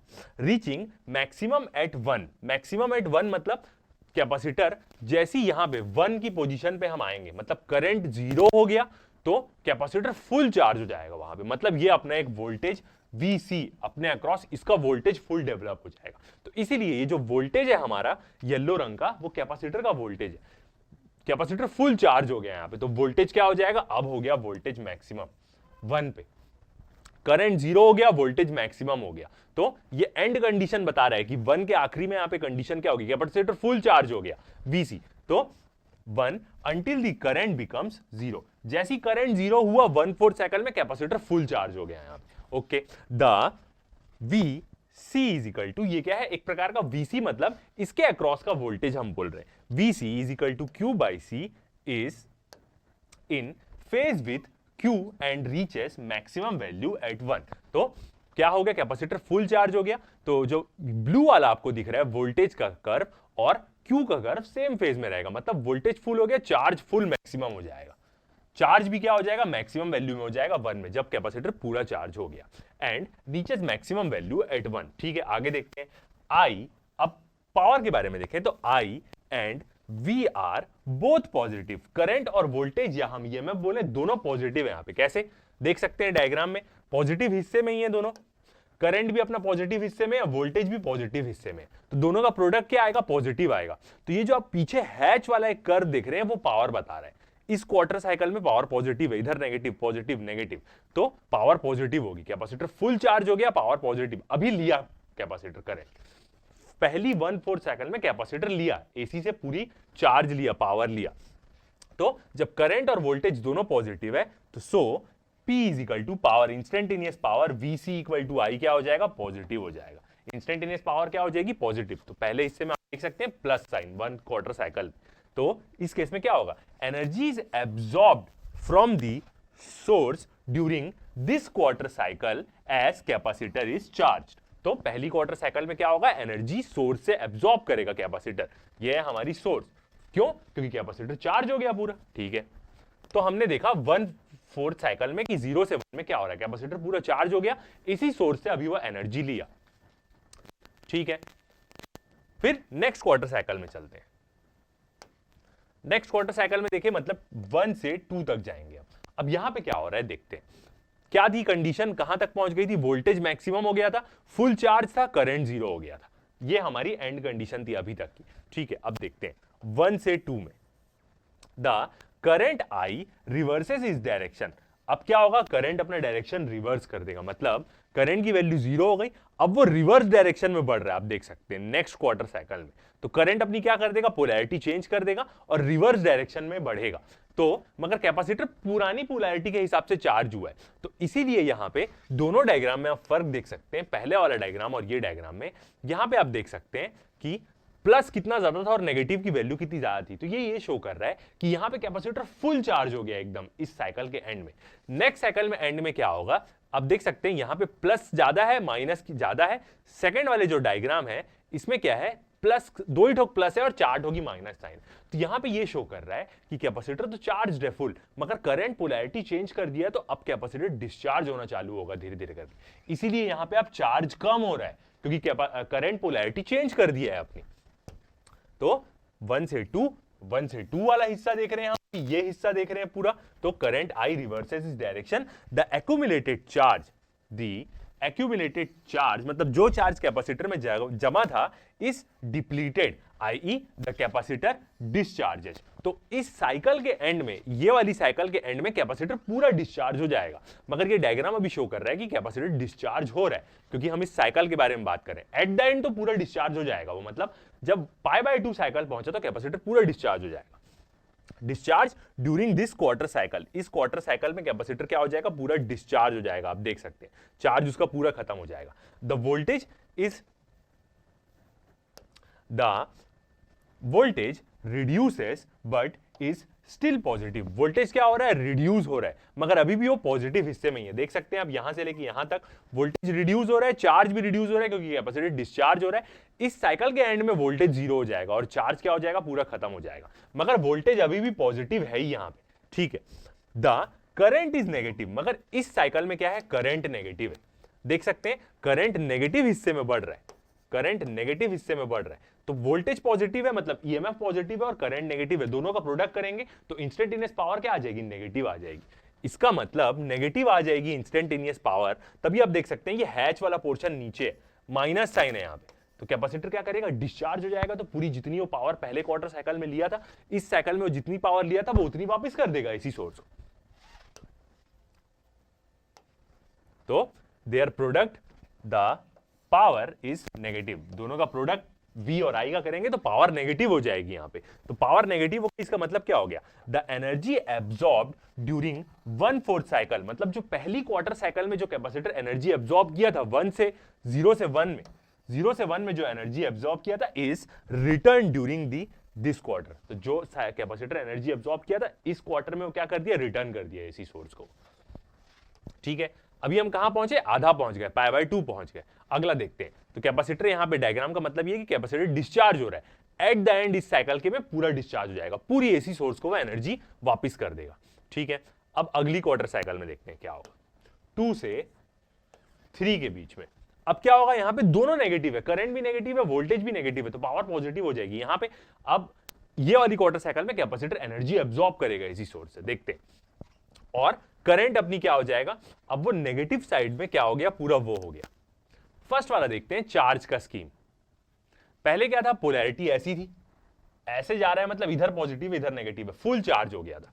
सेकंड वाले डायग्राम में करंट उल्टा घूमने लग गया, डायरेक्शन देख सकते हैं आप, यहां पे करंट का ऐसे जा रहा था करंट। सेकंड वाले डायग्राम में क्या हो गया, करंट अपनी पोलैरिटी चेंज कर दिया, मगर पुरानी पोलैरिटी के हिसाब से कैपेसिटर फुल चार्ज है, तो वो अब डिस्चार्ज होगा, इस साइकिल के एंड में वो पूरा खत्म हो जाएगा डिस्चार्ज उसका। मगर करंट का डायरेक्शन अब अगली साइकिल में भी सेम रहेगा, करंट का डायरेक्शन अगली साइकिल में क्या होगा, रिवर्स होगा ऐसा। ठीक है, देखते हैं 2 से 3 में।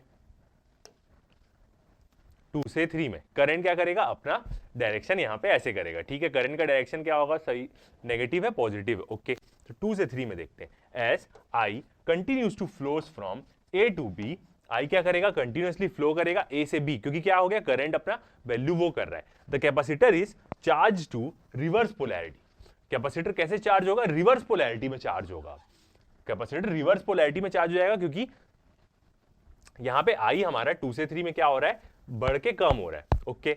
The plate B acquires positive and plate A acquires negative charge, A क्या करेगा, पॉजिटिव चार्ज नेगेटिव एक्वायर कर लेगा, बी पॉजिटिव चार्ज एक्वायर करेगा, क्योंकि करंट क्या कर दिया, अपनी नेगेटिव पोलैरिटी में पूरा वो चार्ज हो गया था, वो हो रहा है। ठीक है, both current and voltage are negative, दोनों करंट और वोल्टेज क्या है, यहां पे नेगेटिव है, तो पावर क्या हो जाएगी, दोनों नेगेटिव नेगेटिव पॉजिटिव हो जाएगी, पावर क्या हो गई, पॉजिटिव हो गई। The capacitor absorbs energy during this 1/4 cycle, इस 1/4 साइकिल में कैपेसिटर एनर्जी एब्जॉर्ब कर लेगा, क्योंकि पावर नेगेटिव है और करंट भी नेगेटिव है, तो इसलिए पॉजिटिव एनर्जी एब्जॉर्ब करेगा। नेक्स्ट साइकिल देखते हैं, 3/4 लास्ट वाली। 3/4 साइकिल में क्या हुआ, फिर करंट अपना उल्टा हुआ, 3rd-4th साइकिल। तो 3/4 साइकिल में the current I reverses is direction at 3 में क्या करेगा, करंट अपना डायरेक्शन क्या करेगा, रिवर्स करेगा, and flows from B to A, अब कैसे फ्लो करने लग जाएगा, वो ऐसा बी टू ए फ्लो करने लग जाएगा। ठीक है, the accumulated charge is depleted, जो पहले वो चार्ज हुआ था यहां पे, अब वो क्या हो जाएगा, डिप्लीट हो जाएगा, and magnitude of voltage VC is reduce, जो वोल्टेज है मैक्सिमम था वो क्या हो जाएगा, रिड्यूस हो जाएगा यहाँ पे, VC बिकम 0 at 4, और इस एंड के साइकिल में क्या हो जाएगा, वोल्टेज आप देख सकते हैं ब्लू वाला 0 हो जाएगा। When the capacitor is fully discharge, तो इस साइकिल में कैपेसिटर क्या हो जाएगा, फुल डिस्चार्ज हो जाएगा। The power is negative, power क्या हो जाएगी, नेगेटिव हो जाएगी, क्यों, क्योंकि करंट पॉजिटिव है और वोल्टेज क्या है, नेगेटिव है, करंट यहां पे पॉजिटिव है मगर वोल्टेज तो नेगेटिव है, तो दोनों का सम मल्टीप्लिकेशन प्रोडक्ट क्या हो जाएगा, नेगेटिव हो जाएगा, तो जो वो इसके पहले वाली साइकिल में एनर्जी अब्सॉर्ब किया था वो अब दे देगा। तो when capacitor is fully discharge, power is negative, the energy absorbed during 2-3, मतलब जो इसके पहले वाली साइकिल में जो वो एनर्जी एब्सॉर्ब किया था is return to the source, तो net energy absorbed is 0, net energy absorb क्या करेगा, कैपेसिटर 0 करेगा, जो हमने मैथमेटिकली प्रूव किया, तो वो चीज क्या हुई, एकदम सही हुई। ठीक है, आगे बढ़ते हैं, अब एक और क्या करते हैं, इससे रिलेटेड क्वेश्चन देखते हैं। अब ये एक थ्योरेटिकल क्वेश्चन है, देखते हैं, एक लैम्प है वो सीरीज में कनेक्टेड है किसके साथ? कैपेसिटर के साथ। एक लैम्प मतलब एक बल्ब, वो सीरीज में कनेक्टेड है कैपेसिटर के साथ। प्रिडिक्ट योर ऑब्जर्वेशन बोल रहा है for AC and DC connection. उसी लैम्प को जो कैपेसिटर के साथ कनेक्टेड है उसको हम एसी और डीसी सप्लाई के साथ जोड़ेंगे। ठीक है, what happens in each cases if the capacitance of the capacitor is reduced. दोनों केस में एसी से भी कनेक्ट करेंगे एक बार, डीसी से भी कनेक्ट करेंगे, और दोनों केस में हमें क्या करेंगे, यदि दोनों केस में कैपेसिटर का कैपेसिटेंस को हम रिड्यूस करते हैं तो क्या होगा वो पूछ रहा है। ठीक है, एक लैम्प सीरीज के साथ कनेक्टेड है कैपेसिटर के साथ। ठीक है, थ्योरेटिकल आंसर है इसका, देखते हैं क्या होगा। फर्स्ट चीज, व्हेन डीसी सोर्स, जब हम डीसी से कनेक्ट करेंगे उस लैम्प और कैपेसिटर को, connected in series with a capacitor gets charge. Capacitor क्या होगा? चार्ज होना चालू होगा। जैसे ही हम डीसी सोर्स से कनेक्ट करेंगे, उसको बल्ब लगा हुआ है सीरीज में साथ, कैपेसिटर चार्ज होना चालू होगा। आफ्टर चार्जिंग, जब कैपेसिटर चार्ज हो गया, no current flows in the circuit. जैसे ही कैपेसिटर चार्ज हुआ उसका पोटेंशियल बढ़ गया, वो ब्लॉक कर देगा डीसी को, कोई करंट फ्लो नहीं होगा सर्किट में। And lamp will not glow. जब सर्किट में करंट ही नहीं फ्लो हो रहा है तो वो बल्ब कैसे जलेगा? बिल्कुल नहीं जलेगा। There will be no change even if C is reduced. यदि C को हम रिड्यूस भी कर देते हैं, मतलब उसका कैपेसिटेंस कम भी रिड्यूस कर सकते हैं, तो उसका चार्जिंग टाइम बस अलग होगा। कैपेसिटर चार्ज हो गया तो वो ब्लॉक कर देगा करंट को सर्किट में, बल्ब जलेगा ही नहीं जलेगा। ठीक है, तो डीसी यदि हम कनेक्ट कर दिए तो बल्ब जलेगा ही नहीं जलेगा कैपेसिटर के अक्रॉस, क्योंकि वो ब्लॉक कर देगा जैसे ही एक बार चार्ज हुआ। सेकेंड देखते हैं, विद एन एसी सोर्स। अब यदि हम एक एसी सोर्स कनेक्ट करेंगे, the capacitor offers capacitive reactance. Capacitor क्या करेगा? एक कैपेसिटिव रिएक्टेंस ऑफर करेगा, मतलब एक्सी ऑफर करेगा, मतलब करंट को हल्का सा अपोज करेगा बस। And current flows in the circuit. Current क्या होगा? सर्किट में फ्लो होगा। Consequently the lamp will shine. तो पूरा ब्लॉक नहीं करेगा एसी को, एसी लगा हुआ है तो एसी को पूरा ब्लॉक नहीं करेगा, बस कैपेसिटिव रिएक्टेंस देगा, कि मतलब थोड़ा सा रिड्यूस करेगा, मगर क्या होगा? बल्ब जलेगा यहां पे। अब जब एसी से कनेक्टेड है और कैपेसिटेंस कम कर देते हैं तब क्या होगा? रिड्यूसिंग सी। यदि कैपेसिटेंस रिड्यूस करते हैं, विल इंक्रीज दी रिएक्टेंस। कैसे? एक्स सी इक्वल टू क्या होता है? 1/ओमेगा सी होता है। यदि सी को रिड्यूस कर दिए तो कैपेसिटिव रिएक्टेंस क्या हो जाएगा? बढ़ जाएगा। और इसकी यूनिट क्या होती है? ओम होती है। कैपेसिटिव रिएक्टेंस बढ़ गया तो वो करंट को ज्यादा अपोज करने लग जाएगा, तो जो बल्ब जल रहा था वो कम शाइन के साथ ग्लो करने लग जाएगा, बल्ब का ग्लो कम हो जाएगा। And the lamp will shine less brightly than before. तो ये हमारा आंसर है। डीसी के साथ कनेक्ट किए, नहीं जलेगा बल्ब। सी को कम भी कर दो, कोई फर्क नहीं पड़ता कैपेसिटेंस को। एसी के साथ कनेक्ट किए, बल्ब जलेगा, कैपेसिटर फ्लो करने देगा, रिएक्टेंस कैपेसिटिव रिएक्टेंस ऑफर करेगा। सी को रिड्यूस कर दिए कैपेसिटेंस को, तो बल्ब थोड़ा कम ब्राइटनेस से जलेगा, मगर जलेगा, डीसी में नहीं जलेगा। तो ये था हमारा आंसर इस क्वेश्चन का। ठीक है, अब एक न्यूमेरिकल देखते हैं, सॉल्व करते हैं इस न्यूमेरिकल को, देखते हैं क्या बोल रहा है। देखते हैं क्वेश्चन क्या बोल रहा है। 15.0 microfarad capacitor is connected to a 220 volt 50 hertz source. एक 15 माइक्रोफैरेड का कैपेसिटर है जो कनेक्ट है 220 वोल्ट 50 हर्ट्ज सोर्स के साथ। 220 वोल्ट यहां पे दिया हुआ है, इसका मतलब वो क्या दिया हुआ है? वर्चुअल वैल्यू ईएमएफ की दिया हुआ है, आरएमएफ वैल्यू दिया हुआ है ईएमएफ की, याद रखिएगा। नॉर्मल देता है तो वो वही वैल्यू है, इक्वेशन के फॉर्म में देता है तब हमें समझ में आता है मैक्सिमम वैल्यू क्या है। तो ये virtual value, RMF value, RMS value दिया हुआ है यहाँ पे। ठीक है, find the capacitive reactance XC निकालना है, एंड करंट की वैल्यू निकालनी है, आरएमएस और पीक वैल्यू दोनों निकालनी है इन दी सर्किट। ठीक है, if the frequency is double, यदि फ्रीक्वेंसी को हम बढ़ा देते हैं, पहले 50 हर्ट्ज थी और 100 हर्ट्ज फ्रीक्वेंसी कर देते हैं, what happens to the capacitive reactance and the current.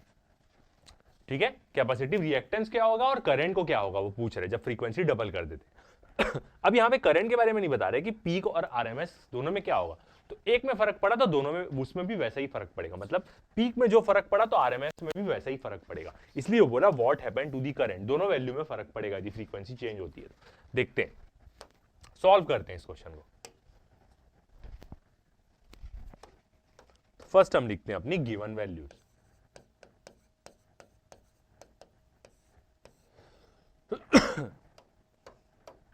Capacitance दिया हुआ है हमें 15 माइक्रोफैरेड का, क्या है ये? माइक्रो, तो क्या हो जाएगा? 15 into 10 to the power -6 farad. Okay, और क्या दिया हुआ है? रूट मीन स्क्वायर वैल्यू दी है ईएमएफ की, मतलब वर्चुअल वैल्यू बोल सकते हैं, इफेक्टिव वैल्यू दी है ईएमएफ की या वोल्टेज की 220 वोल्ट। इतनी वैल्यू हमारे घर में भी आती है बिजली में, ठीक है। और फ्रीक्वेंसी दिया हुआ है हमें कितना 50 हर्ट्ज, और यही फ्रीक्वेंसी का करंट भी हमारे घरों में आता है, ठीक है। निकालना क्या है देखते हैं यहाँ पे। टू फाइंड, क्या क्या चीज फाइंड करनी है। फर्स्ट एक्सी निकालना है, कैपेसिटिव रिएक्टेंस निकालना है। सेकंड क्या बोला, करंट की आरएमएस वैल्यू निकालो और पीक वैल्यू निकालो, मतलब I0, ठीक है। उसके बाद नेक्स्ट पार्ट में बोल रहा है यदि फ्रीक्वेंसी डबल कर देते हैं, इफ फ्रीक्वेंसी डबल की है तो डबल वाली फ्रीक्वेंसी को एफ डैश ले लेते हैं, मतलब 2 जो अभी वाली फ्रीक्वेंसी थी ये, ठीक है। तो देन हमें क्या निकालना है, तब कैपेसिटिव रिएक्टेंस को क्या होगा और करंट क्या होगा, करंट की वैल्यू को क्या होगा, ठीक है। वो करंट कुछ भी हो सकता है, आरएमएस और पीक करंट दोनों की वैल्यू सेम प्रकार से ही चेंज होगी, एक में भी फर्क पड़ा तो, ठीक है। फर्स्ट हम निकालते हैं अपना कैपेसिटिव रिएक्टेंस निकालते हैं एक्सी, इसका फॉर्मूला क्या होता है 1/ωc, ठीक है। फ्रीक्वेंसी हमें गिवन है तो क्या हो जाएगा 1/2πfc, ओके। तो यहाँ पे क्या करते हैं, वैल्यू पुट करते हैं, तो एक्सी इक्वल टू क्या हो जाएगा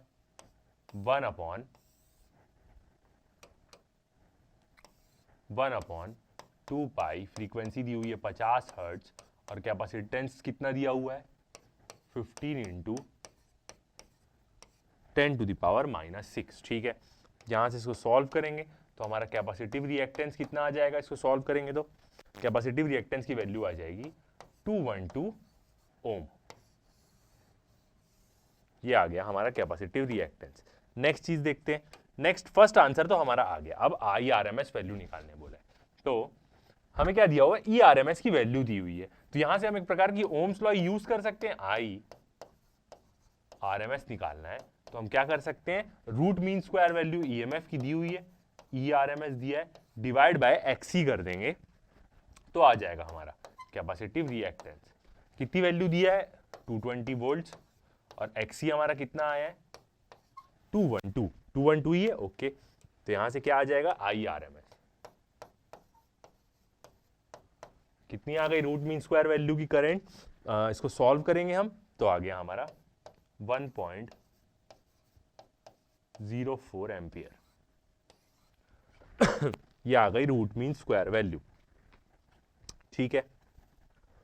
और देखते हैं, और फर्स्ट चीज आई, ये तो एक चीज आया, हमें क्या बोला है मैक्सिमम वैल्यू भी निकालो बोला है, पीक वैल्यू भी, ठीक है। पीक वैल्यू निकालते हैं। पीक वैल्यू मतलब क्या I0, और I0 के लिए हम क्या कर सकते हैं, हमारा एक्सप्रेशन होता है क्या, रूट मीन स्क्वायर वैल्यू का IRMS इक्वल टू कितना होता है I0/√2 ही होता है। अब यदि हमें यहां से I0 निकालना है, मतलब मैक्सिमम वैल्यू निकालनी है करंट की, तो वो क्या हो जाएगा IRMS × √2। क्या निकली हमारी root mean square value, IRMS निकली 1.04 निकली, ठीक है, इंटू √2 की वैल्यू पॉइंट में ले लेते हैं 1.414, यही है, ओके। तो यहां से सॉल्व करेंगे तो मैक्सिमम वैल्यू कितनी आ जाएगी करंट की 1.47 एम्पियर। तो ये आ गया पहले पार्ट का दोनों आंसर, ठीक है। नेक्स्ट बोल रहा है कि फ्रीक्वेंसी डबल कर देते हैं, मतलब if frequency f is doubled, frequency double कर देते हैं तो जो नई वाली फ्रीक्वेंसी है f डैश वो क्या हो जाएगी 2 × 50, मतलब वो नई वाली फ्रीक्वेंसी क्या हो जाएगी 100 हर्ट्ज आ जाएगी अपनी, ठीक है। अब जब ऐसा करते हैं तो कैपेसिटिव रिएक्टेंस और करंट की वैल्यू में क्या फर्क आएगा, ठीक है। जब फ्रीक्वेंसी डबल की है तो फ्रीक्वेंसी डबल करके कैपेसिटिव रिएक्टेंस निकाल के देखते हैं, जिसको हम XC डैश बोलते हैं। तो क्या हो जाएगा 1/2π और फ्रीक्वेंसी कितनी हो गई है 100 इंटू, और कैपेसिटेंस कितना था इसका 15 × 10⁻⁻6। तो जब ऐसा करेंगे तो यहां पे जो नया वाला कैपेसिटिव रिएक्टेंस है उसकी वैल्यू कितनी आएगी समझ में आ जाएगा 106 ओम आ रही है, ठीक है। नए वाले की फ्रीक्वेंसी डबल की है। तो देखते हैं पुरानी वैल्यू के साथ क्या फर्क हुआ। पुरानी वैल्यू आई थी 212 और यहां पे कितना आया 106। तो यहां से यदि हम देखें तो 106 को यदि 2 से मल्टीप्लाई करते तो 212 ही तो आएगा। इसका मतलब फ्रीक्वेंसी डबल करने से क्या हो रहा है, कैपेसिटिव रिएक्टेंस आधा हो जा रहा है उसकी वैल्यू। तो हम क्या लिख सकते हैं यहां से, means capacitive reactance XC is reduced by half। ये होगा आंसर हमारा। वर्ड्स में आपको यहां पे लिखना पड़ेगा, कैपेसिटिव रिएक्टेंस क्या हो गया, आधा हो गया फ्रीक्वेंसी डबल करने से। अब करंट की वैल्यू के बारे में भी पूछा है कि उसको क्या होगा। ठीक है, तो करंट की हम क्या देख लेते हैं, रूट मीन स्क्वायर वैल्यू के बारे में ही देख लेते हैं, वर्चुअल वैल्यू एक प्रकार से। IRMS इक्वल टू सेम, क्यों, क्योंकि यहां पे ऐसा क्यों करेंगे हम, वर्चुअल वैल्यू क्यों देख रहे हैं, क्योंकि वर्चुअल वैल्यू में क्या यूज हो रहा है, हमारा XC यूज हो रहा है और XC की हमारी नई वैल्यू आई है यहां पे। तो IRMS इक्वल टू क्या हो जाएगा, ERMS और XC डैश, नए वाले XC की वैल्यू लेते हैं। ERMS कितना था हमारा, 220 वोल्ट ही था और नया वाला हमारा कैपेसिटिव रिएक्टेंस कितना आया, 106। तो यहां से रूट मीन स्क्वायर वैल्यू नई वाली कितनी आ जाएगी, इसको भी डैश ले लेते हैं। नई वाली कितनी आ जाएगी, नई वाली आएगी 2.07 एम्पियर। पुराना कितना आया था हमारा IRMS 1.04 आया था और अभी नया वाला कितना आया 2.07। तो यहां पे 1.04 को ही मल्टीप्लाई करें हम 2 से तो यही तो आएगा। तो यहां से हम क्या बोल सकते हैं कि करंट की वैल्यू क्या हो गई, डबल हो गई। तो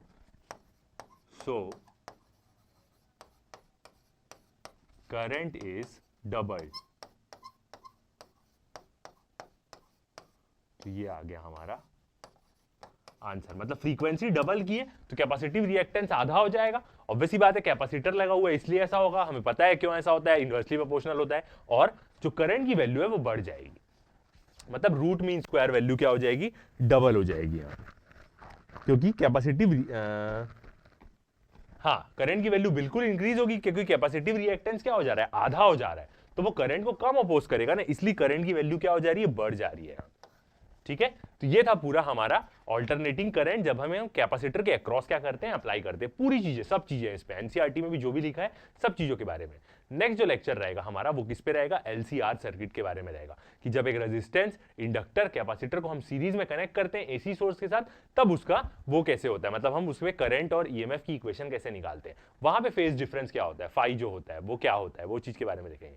और उसका दो मेथड रहता है, एक फेजर डायग्राम से भी बनाते हैं और एनालिटिक मेथड से भी बनाते हैं। तो मैं आपको दोनों मेथड बताऊंगा कि कैसे कर सकते हैं, एक इजी वाला आपके लिए और एक एनालिटिक मेथड भी, कि जिसको जानना है वो भी जान सकता है। तो अभी तक के लिए इतना ही, थैंक यू।